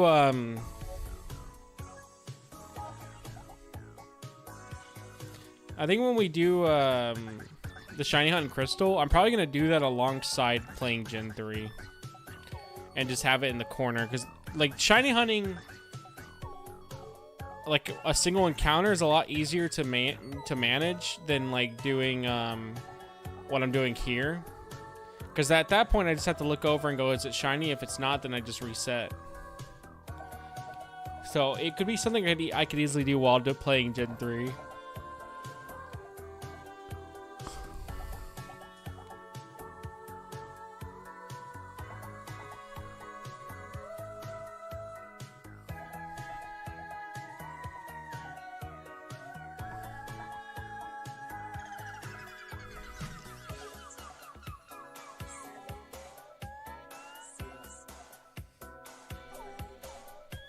No shiny.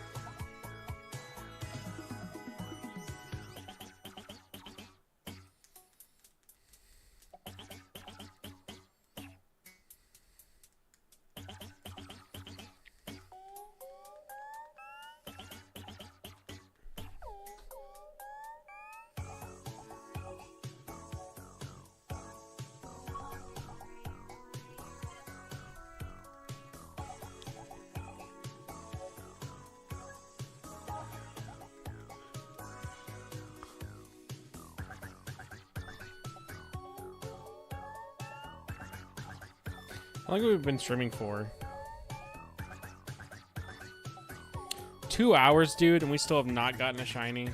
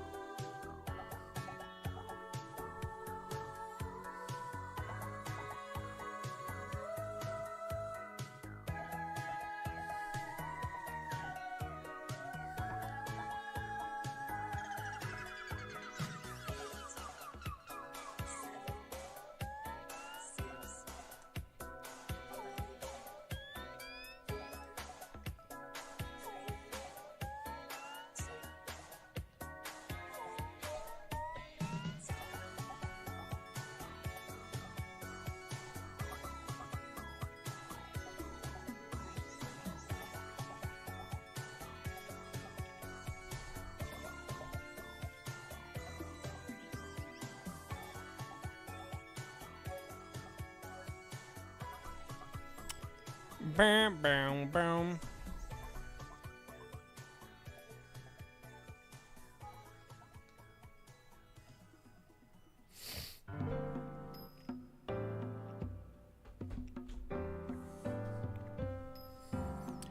Man, 2 hours in, boys, and we got nothing to show for it.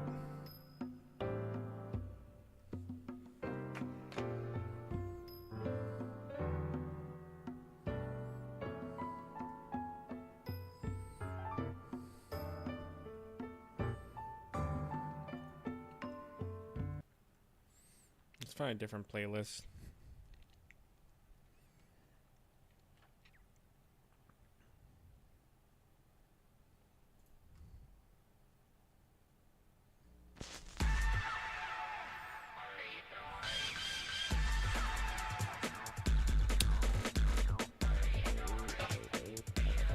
It's like a good fishing trip with your boys in a hot RV.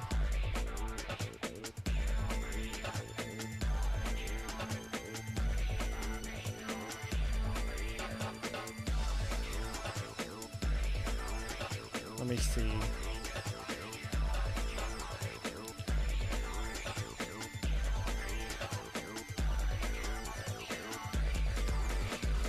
Okay, let me play this just for Norn.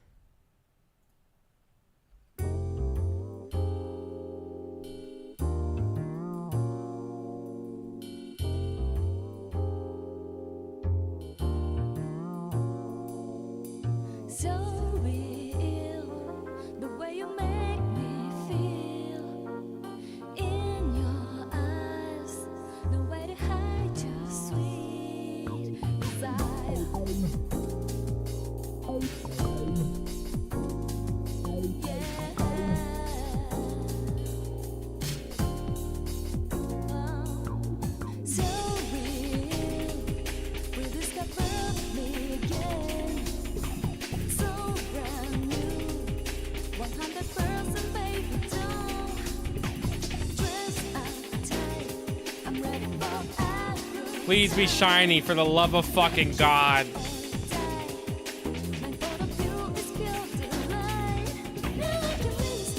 God damn it!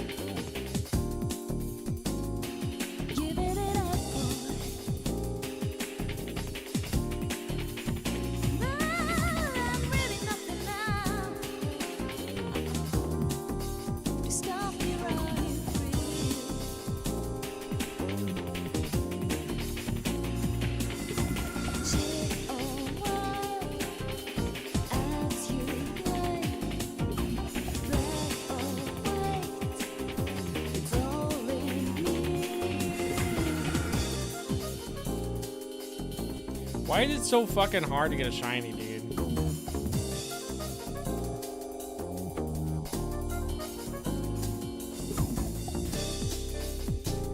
You see, I'm your dream come true. Every bit of me is sweet. Now, Noodle. Noodle took my chair. I started standing up. And Noodle took my chair now, so Noodle's sitting in my chair now while I'm standing up.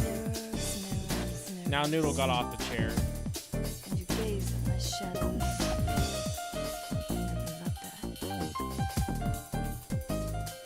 Never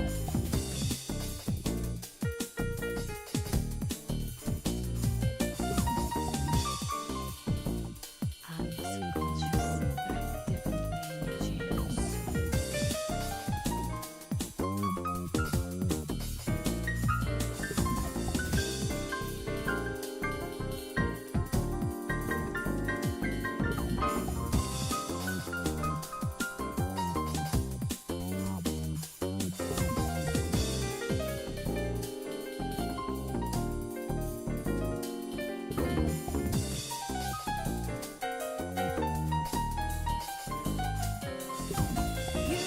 It's not a bad song.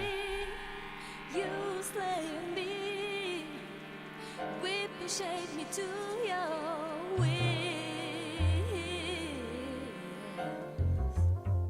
And I'll be the secret master of your soul. And you know who I am? I'm a glam girl. Infatuated with me, I give you everything you desire.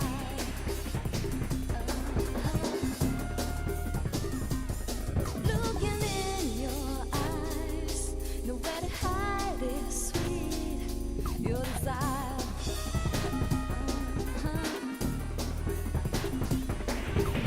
Win or beg, as you wish. Here I am, dancing for your fantasy.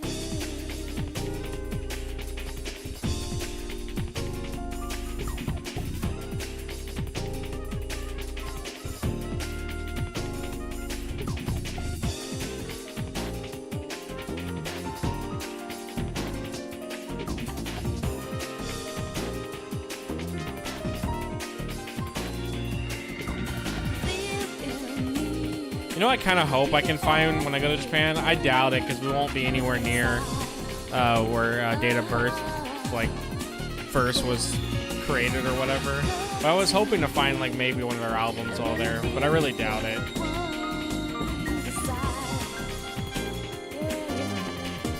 I think most of my retro game hunting is going to have to be done in Fukuoka because I really don't know how good Hokkaido's retro game things are going to be.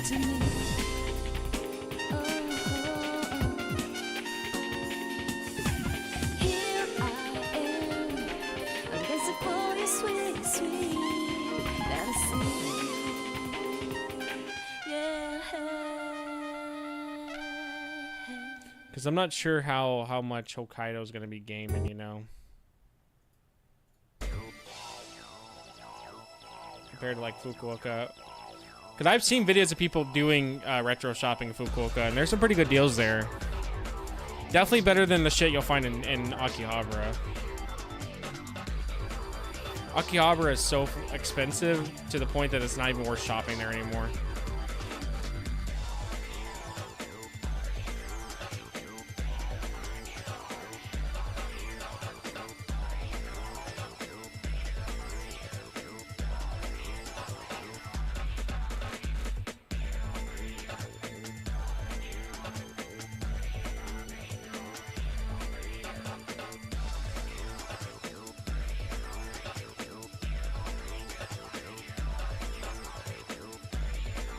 Still no shiny, guys.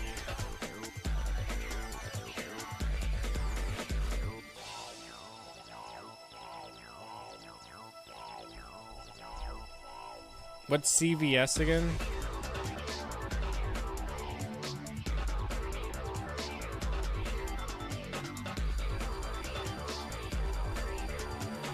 I'm assuming it's Marvel vs. Capcom. I'm assuming that's what it is. Oh, Capcom vs. SNK. I never really played a lot of the Capcom versus SNK games. The only one I played was the one that had Zero in it.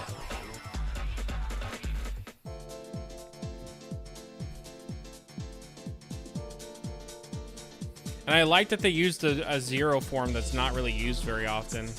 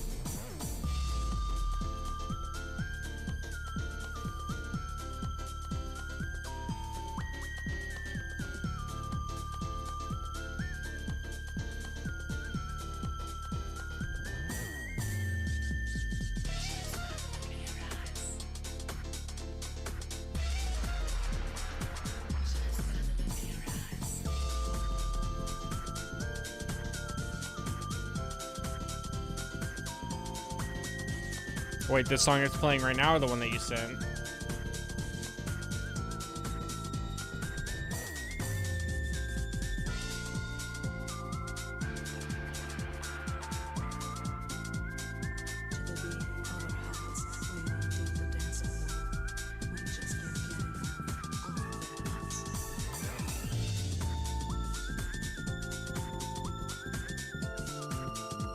Oh. No shiny.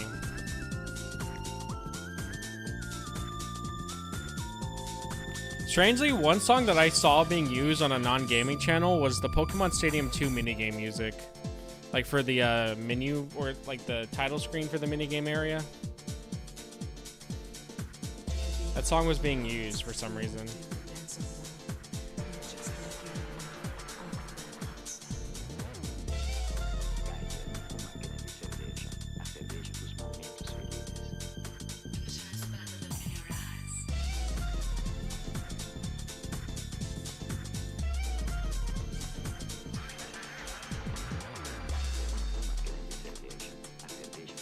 You'd be surprised how many non-gaming channels still have gamers. They just don't do gaming content.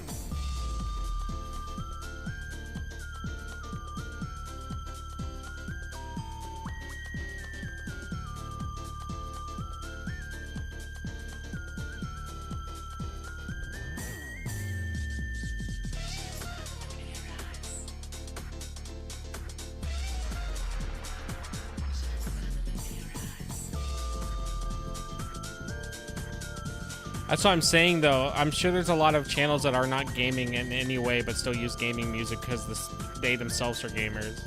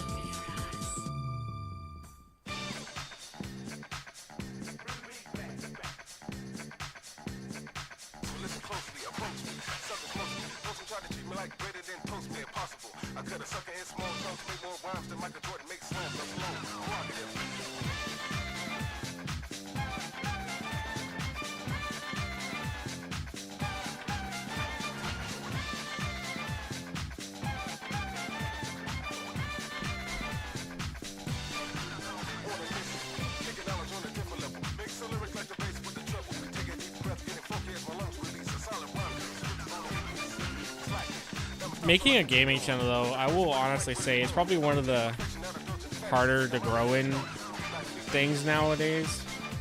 Let's Plays, I think, pretty much in my opinion, there is no way to grow anymore doing Let's Plays unless you are already established. I don't think there's any way to start a Let's Play channel and not to grow anymore. You have to stream. Like, you have to stream. It has to be streaming if you're going to do Let's Plays.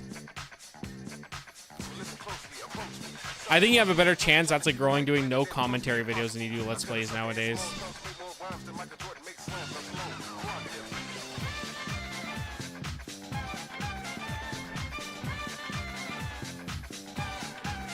Well, that's the thing too. You just said right there, you have to be a really funny streamer. That means you have to stream.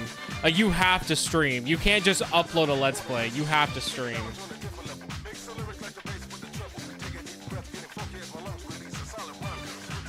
Hell yeah.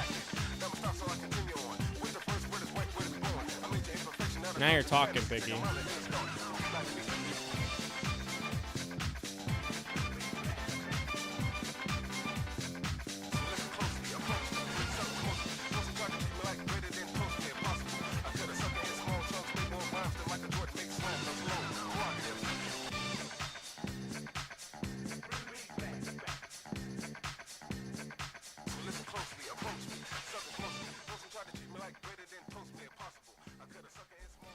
But yeah, no, every time I see someone like that starts a Let's Play channel, I'm just like, you're not gonna grow, dude. You have to do other things to even have a chance of your shit to grow. It's the same for some streaming. You either have to be genuine, really funny, have something that sets you apart, or go the sex route if you want to grow as a streamer without doing other content, or without literally doing non-stop shorts editing and things like that.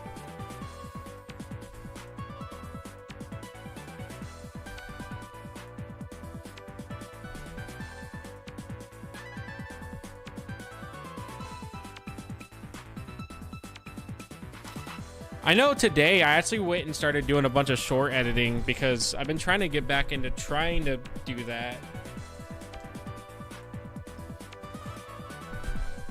So I went ahead and I edited a bunch of my Guitar Man stuff into shorts, and then I edited a bunch of my Silent Hill stuff, my Silent Hill 2 stuff into shorts. I still remember that one VTuber. So I knew this one VTuber. They weren't a VTuber the whole time I knew them. But I remember they would stream. They would actually do pretty well. But her chat was very like simpy for her, and I even remember one of my older mods started simping for her to the point he sent her $200. Like, he sent her $200 fucking dollars, dude. And that was one donation. That wasn't even like in total. That was a one donation thing. But I remember that happened. And before she became a VTuber, she would always let chat flirt with her, and they would always make jokes about seeing her feet and all that. Well, one day she decided to actually stream with her webcam. And she would average, I think, around 10 to 15 viewers, usually, maybe a little less. And I remember she started using her webcam, dude. I literally watched her view count drop hard to the point that even my mod that was simping for her stopped showing up to her streams. She went from like average of 10 to 15, I think, to like literally an average of like 1 to 2. Like it looked like my fucking streams. And I remember she then became like a big titty VTuber right after.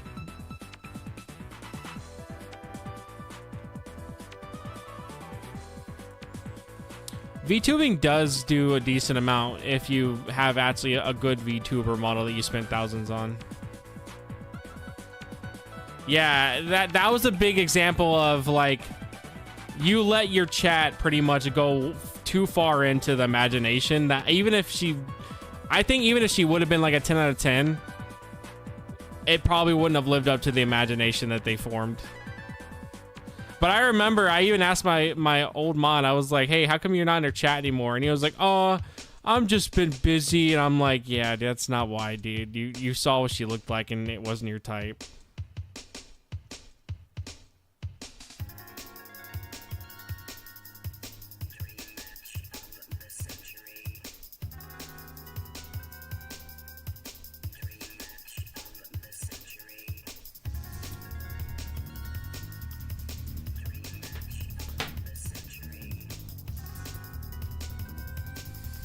Dude, how we have not gotten a shiny, man. So 1 out of 64 chance.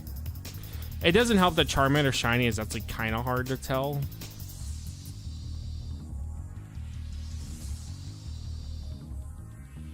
Yeah, I don't like rating women either, but I get what you mean.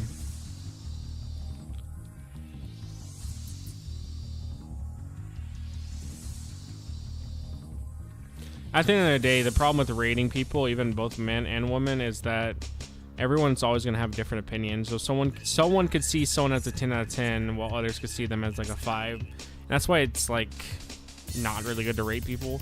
I even think rating video games like that is not a good thing either, because it really doesn't like help justify how good something is or whatever. Because at the end of the day, games are art. That's why no one's gonna have the same opinion on it. But I do hate people that genuinely like try to stay with the idea that their opinion is the truth and not just an opinion. I remember when Silent Hill F was out, how many people I kept seeing that would literally like shit on Silent Hill 2 or whatever and be like, but it's not opinion, it's the truth. And it's like, dude, it's literally, that's what opinions are. You're like, you're just stating an opinion. It's not a factual truth. You can't provide factual evidence for why your opinion is like a fact. That's not how opinions work.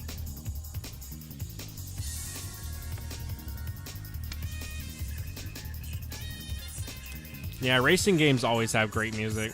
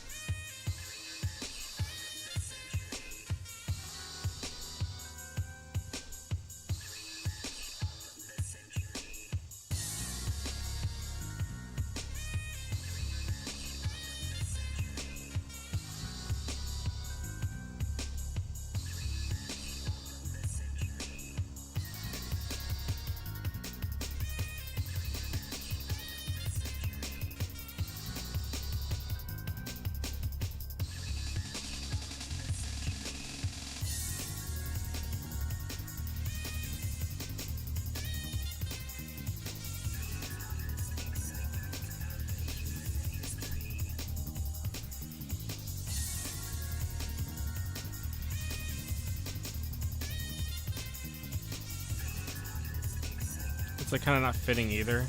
Yeah, you would. I will say too, while there are some really good racing music tracks, some music really does not fit for some of those games, in my opinion. I still feel the same way about Sonic R's music.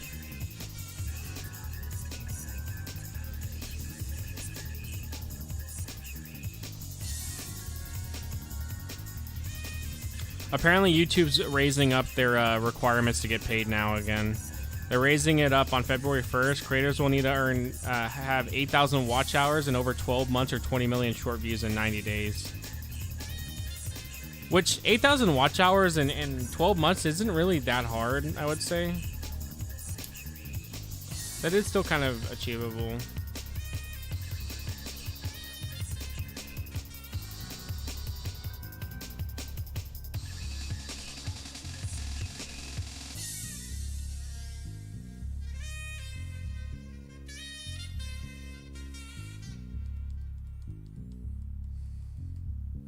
This is just Suzuki All-Star Racing.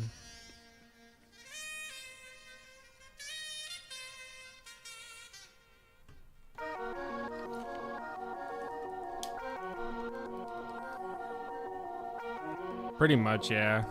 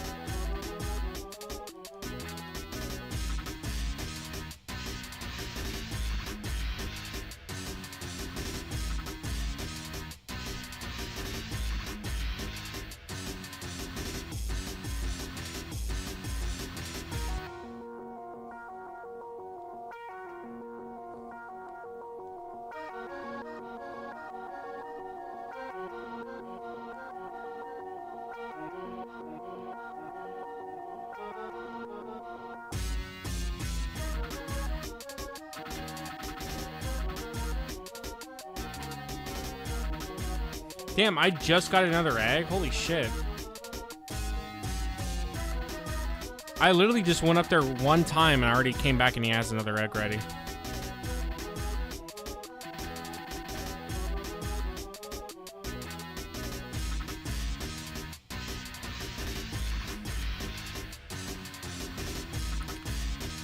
Oh my god, dude. It's insane that we are not getting lucky. I feel like we are going to go over odds.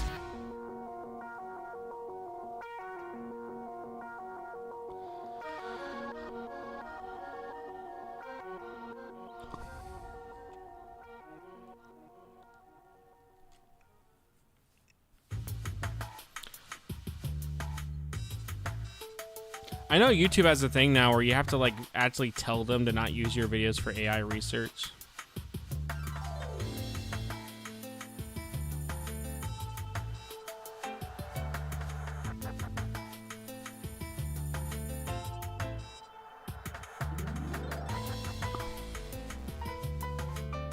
Also, the fact that AI corporations now are just buying a bunch of books to pretty much cut them and scan them and then literally destroy them and get rid of them just so they can train their AI because they're having a hard time finding content now that doesn't already have AI in it.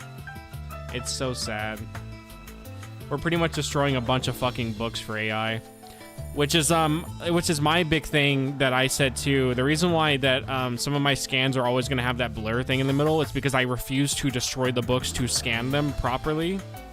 Because I don't, while I want to archive, I don't believe in destroying the material to archive it. So like that's why some of my scans are just going to have that middle blur to it no matter what I do. Because I'm not going to destroy the book. But yeah, it's not even like common books. It's actually like rarer stuff.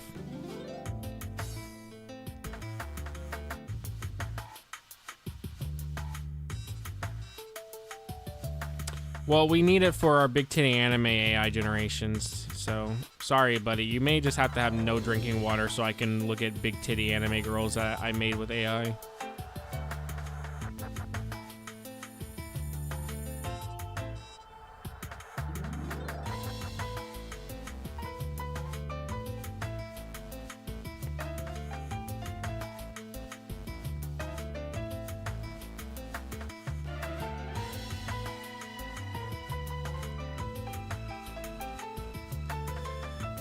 Yeah, it's sad to think how many times like we know shit's killing the earth and stuff, and then we're actively doing things that make it worse, and it's just like nobody cares.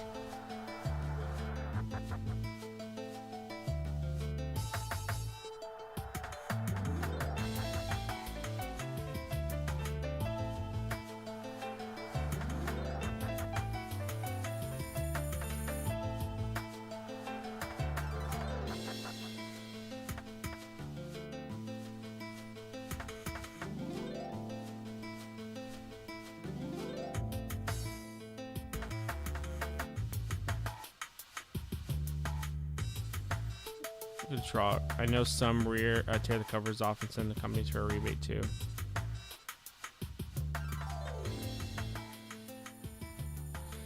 Yeah, no, it's stupid. It's so dumb. Like, a lot of those books too that they're tearing, they could scan them without tearing, but the problem is it's just faster for them to tear it, so that's why they do it. Because those books are big enough to where you can scan it where it wouldn't matter. It's just the issue for them, it's not efficient to just scan it that way. It's better to just put them all torn. But then it just pretty much fucks everything.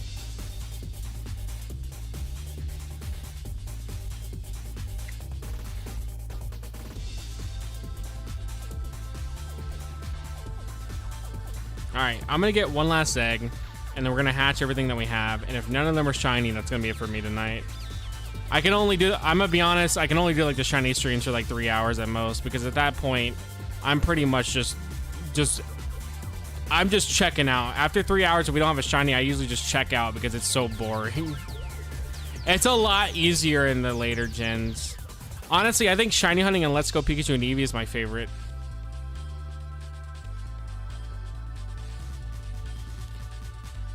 It's because they want their own scans. That's more what it is. It's just them wanting their own scans. Whether the book was scanned or not, that doesn't matter to them. They want their own scans, so they can be like, well, we didn't use someone else's scans. Like, we used our own scans.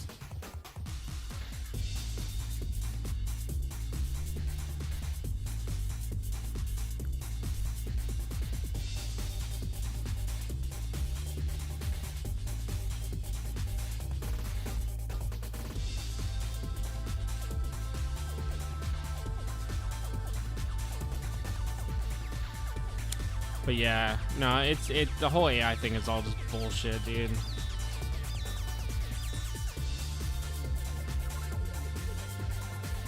All right, you better hope one of these one of these 5 eggs are shiny. You better hope.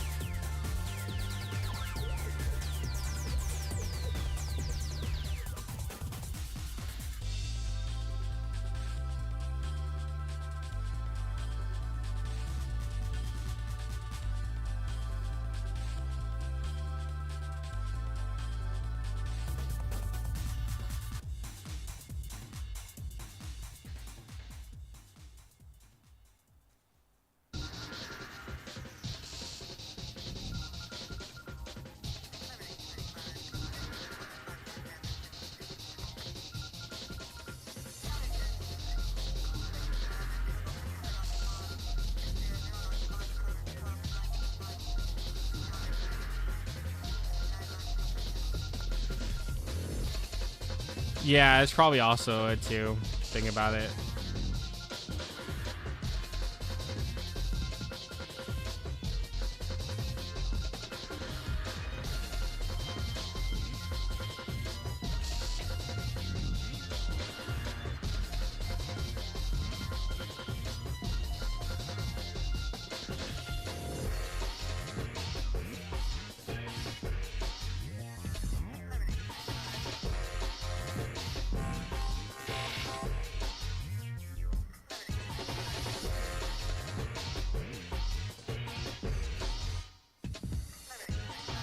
Bam, bam, bam.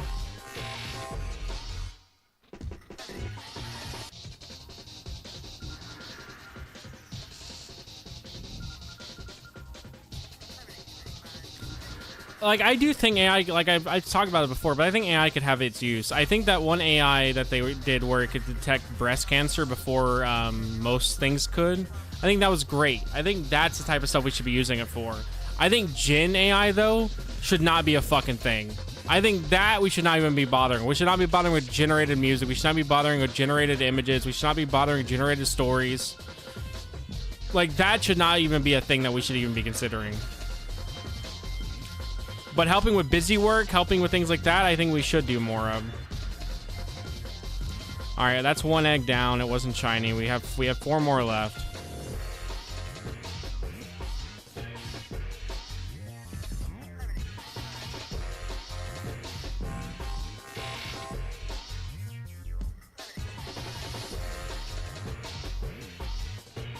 Exactly.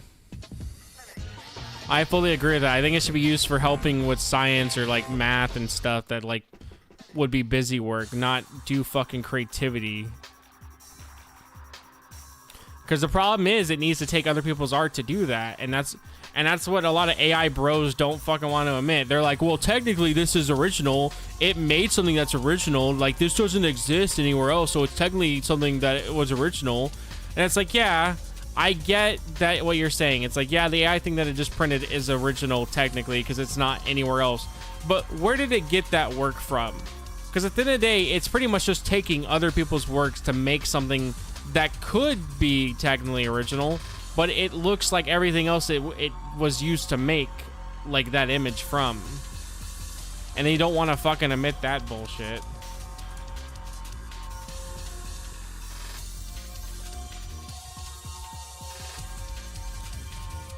I know, Jesus Christ.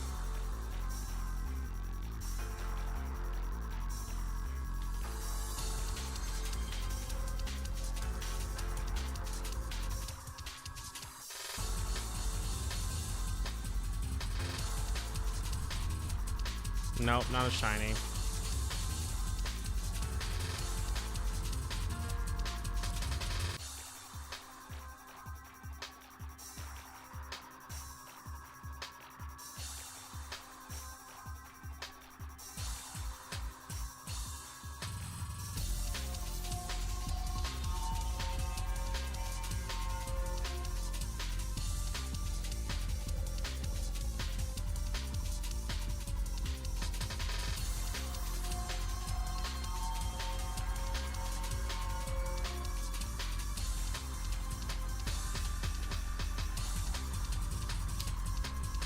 I think it's even worse that people literally use AI. Like, there's been cases of people, and there's a guy that got arrested actually recently of making child porn with it. So people use AI generation now to make child porn, make racist shit, make fake things of people doing things that they didn't do to try to fuck with them. And it's just like, it's all cringe and bad and terrible.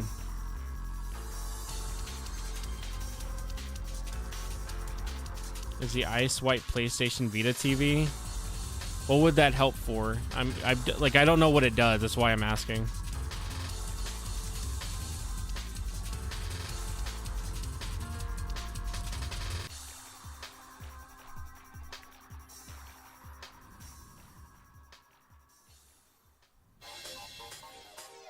Oh, then that would be actually really good.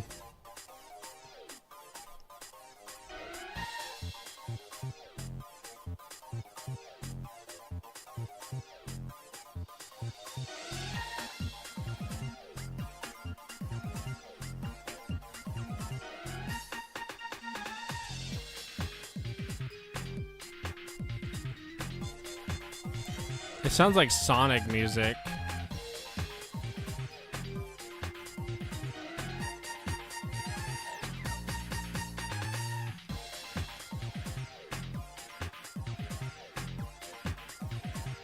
Well, I'm sure if anything, like my plan is to take some stuff back in my suitcase.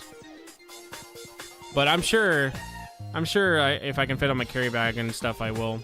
But yeah, my plan is to take some stuff back on the carry-on bag, and then some stuff in suitcases, because I'll have 2 suitcases.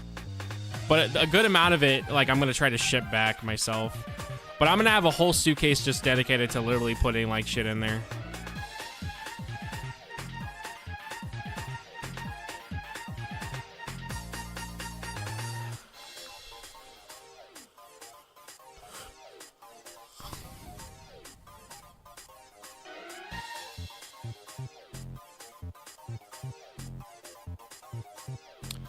Well, if I send anything back, it's just going to be, like, maybe at most consoles, which will be, like, a Saturn or a Dreamcast, and then, like, just the games themselves. It wouldn't be anything like a CRT or whatever.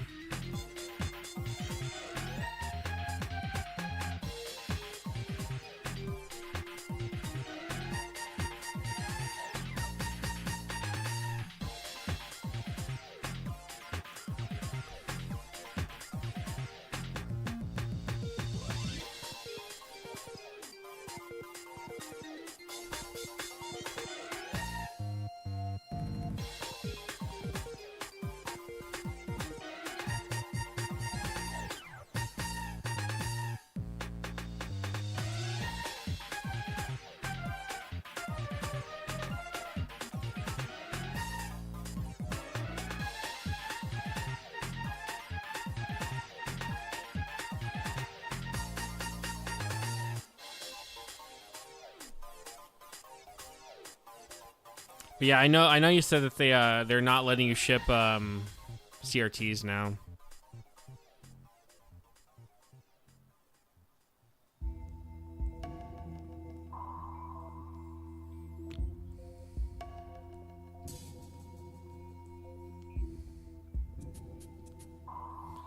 They're grabbing stuff the individual agent thinks is e-waste. It's 99% just people shipping things out of the U.S. that being seized. Well, I did order something recently, but it was through Japan's airmail and not DHS. I don't know if that is the same thing or not,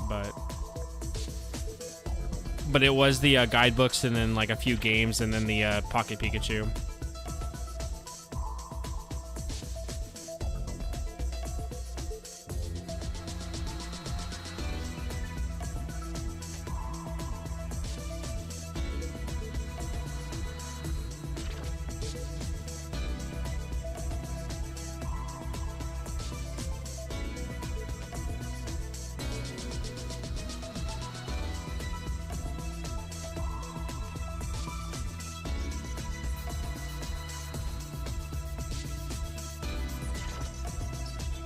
Yeah, the whole customs right now has just been bullshit. I still feel bad for that one guy that ordered that one game that like only a certain amount of them were made and US Customs just fucking destroyed it and then still shipped it to him with it all fucking destroyed.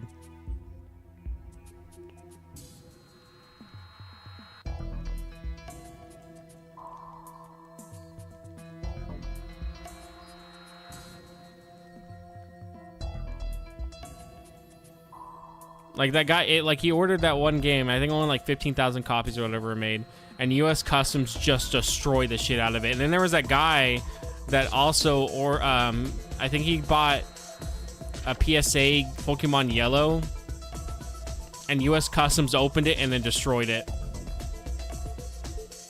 and then still sent it to him. It was a $10,000 purchase, by the way. They fucked up. Yeah, it was a $10,000 purchase, and they just destroyed that shit and then sent it back to him anyways. Making pretty much what he bought completely fucking worthless.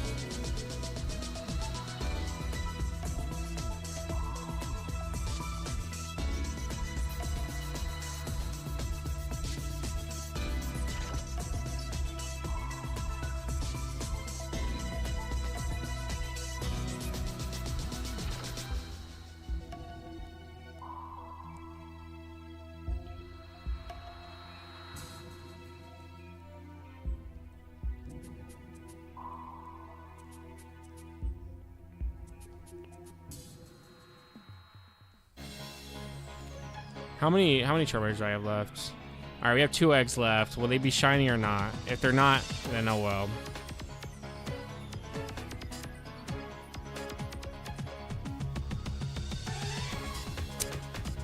Jesus Christ, dude. What a great time that must have been.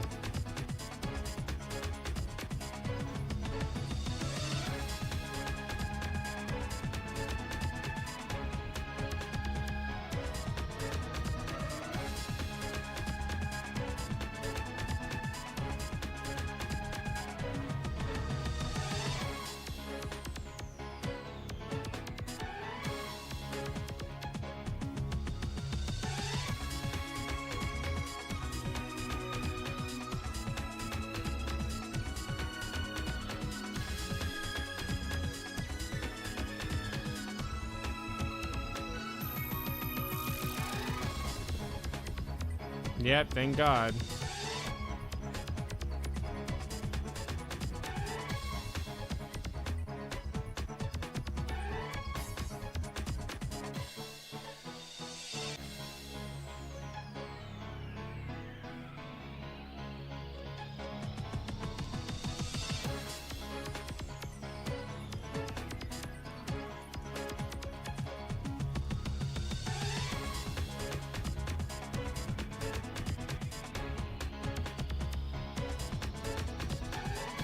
Nope, no shiny.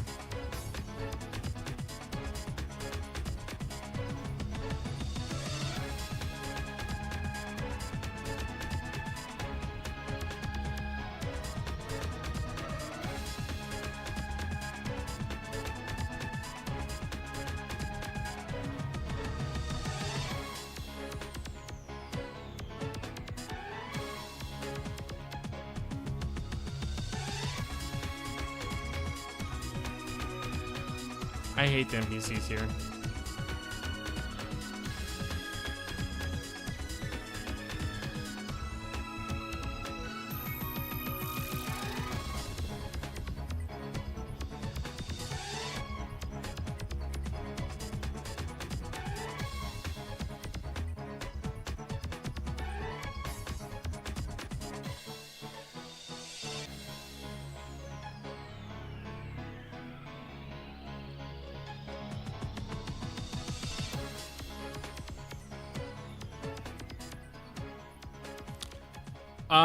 So I chose Charmander specifically because I want a shiny Charizard, and also because it's purple. It's purple in Gen 2, and I wanted to show that off, just to have footage of it. Technically, though, we don't really need to go for Charmander. It's just what I wanted to go for. My other option was Ho-Ho, but we already caught Ho-Ho, so we can't really do that. And I didn't want to do it in silver. Crystal, though, we're doing Celebi.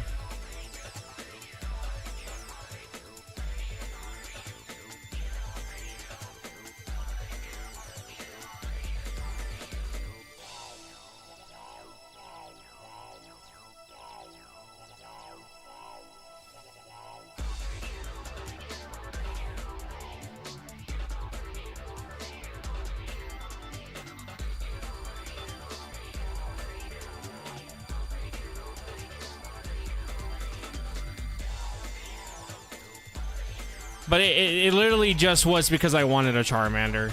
Celebi, though, is going to be a lot harder because we're going to have to just soft reset for one. That's why I'm thinking when it comes to Celebi, I'm probably just going to do it while playing through Gen 3. So we're not just sitting here.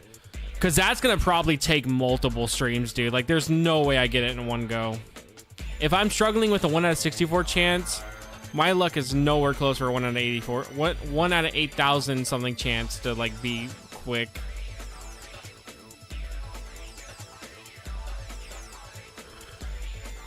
If it gets to the point where I do like 2 more streams of the shiny hunting and we don't have a Charmander, I'm gonna probably move it over to silver and then try to play crystal while doing this. That way we're actually like doing something and not just doing nothing. Or I'll start playing other games while I shiny hunt. But I'll have to play games that are easier to like do both at the same time.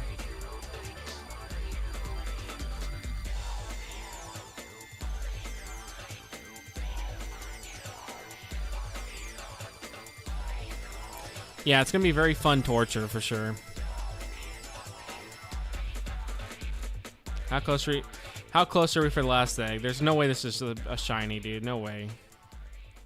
All right, if this one is not shiny, then it is what it is. But I'm not gonna. I can only do this for about 3 hours before I'm just like, yeah, it gets to me where I'm just like, I want to do something else.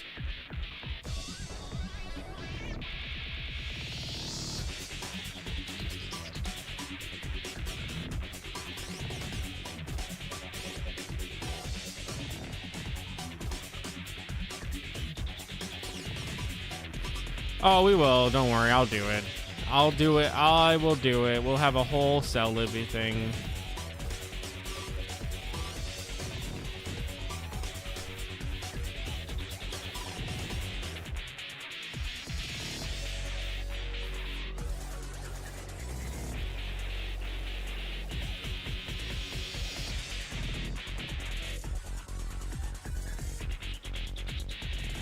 All right, moment of truth. Is it shiny?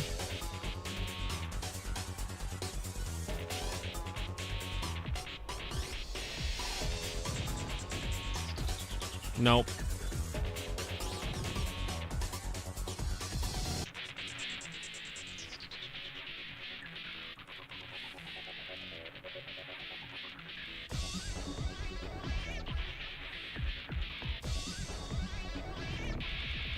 That sucks.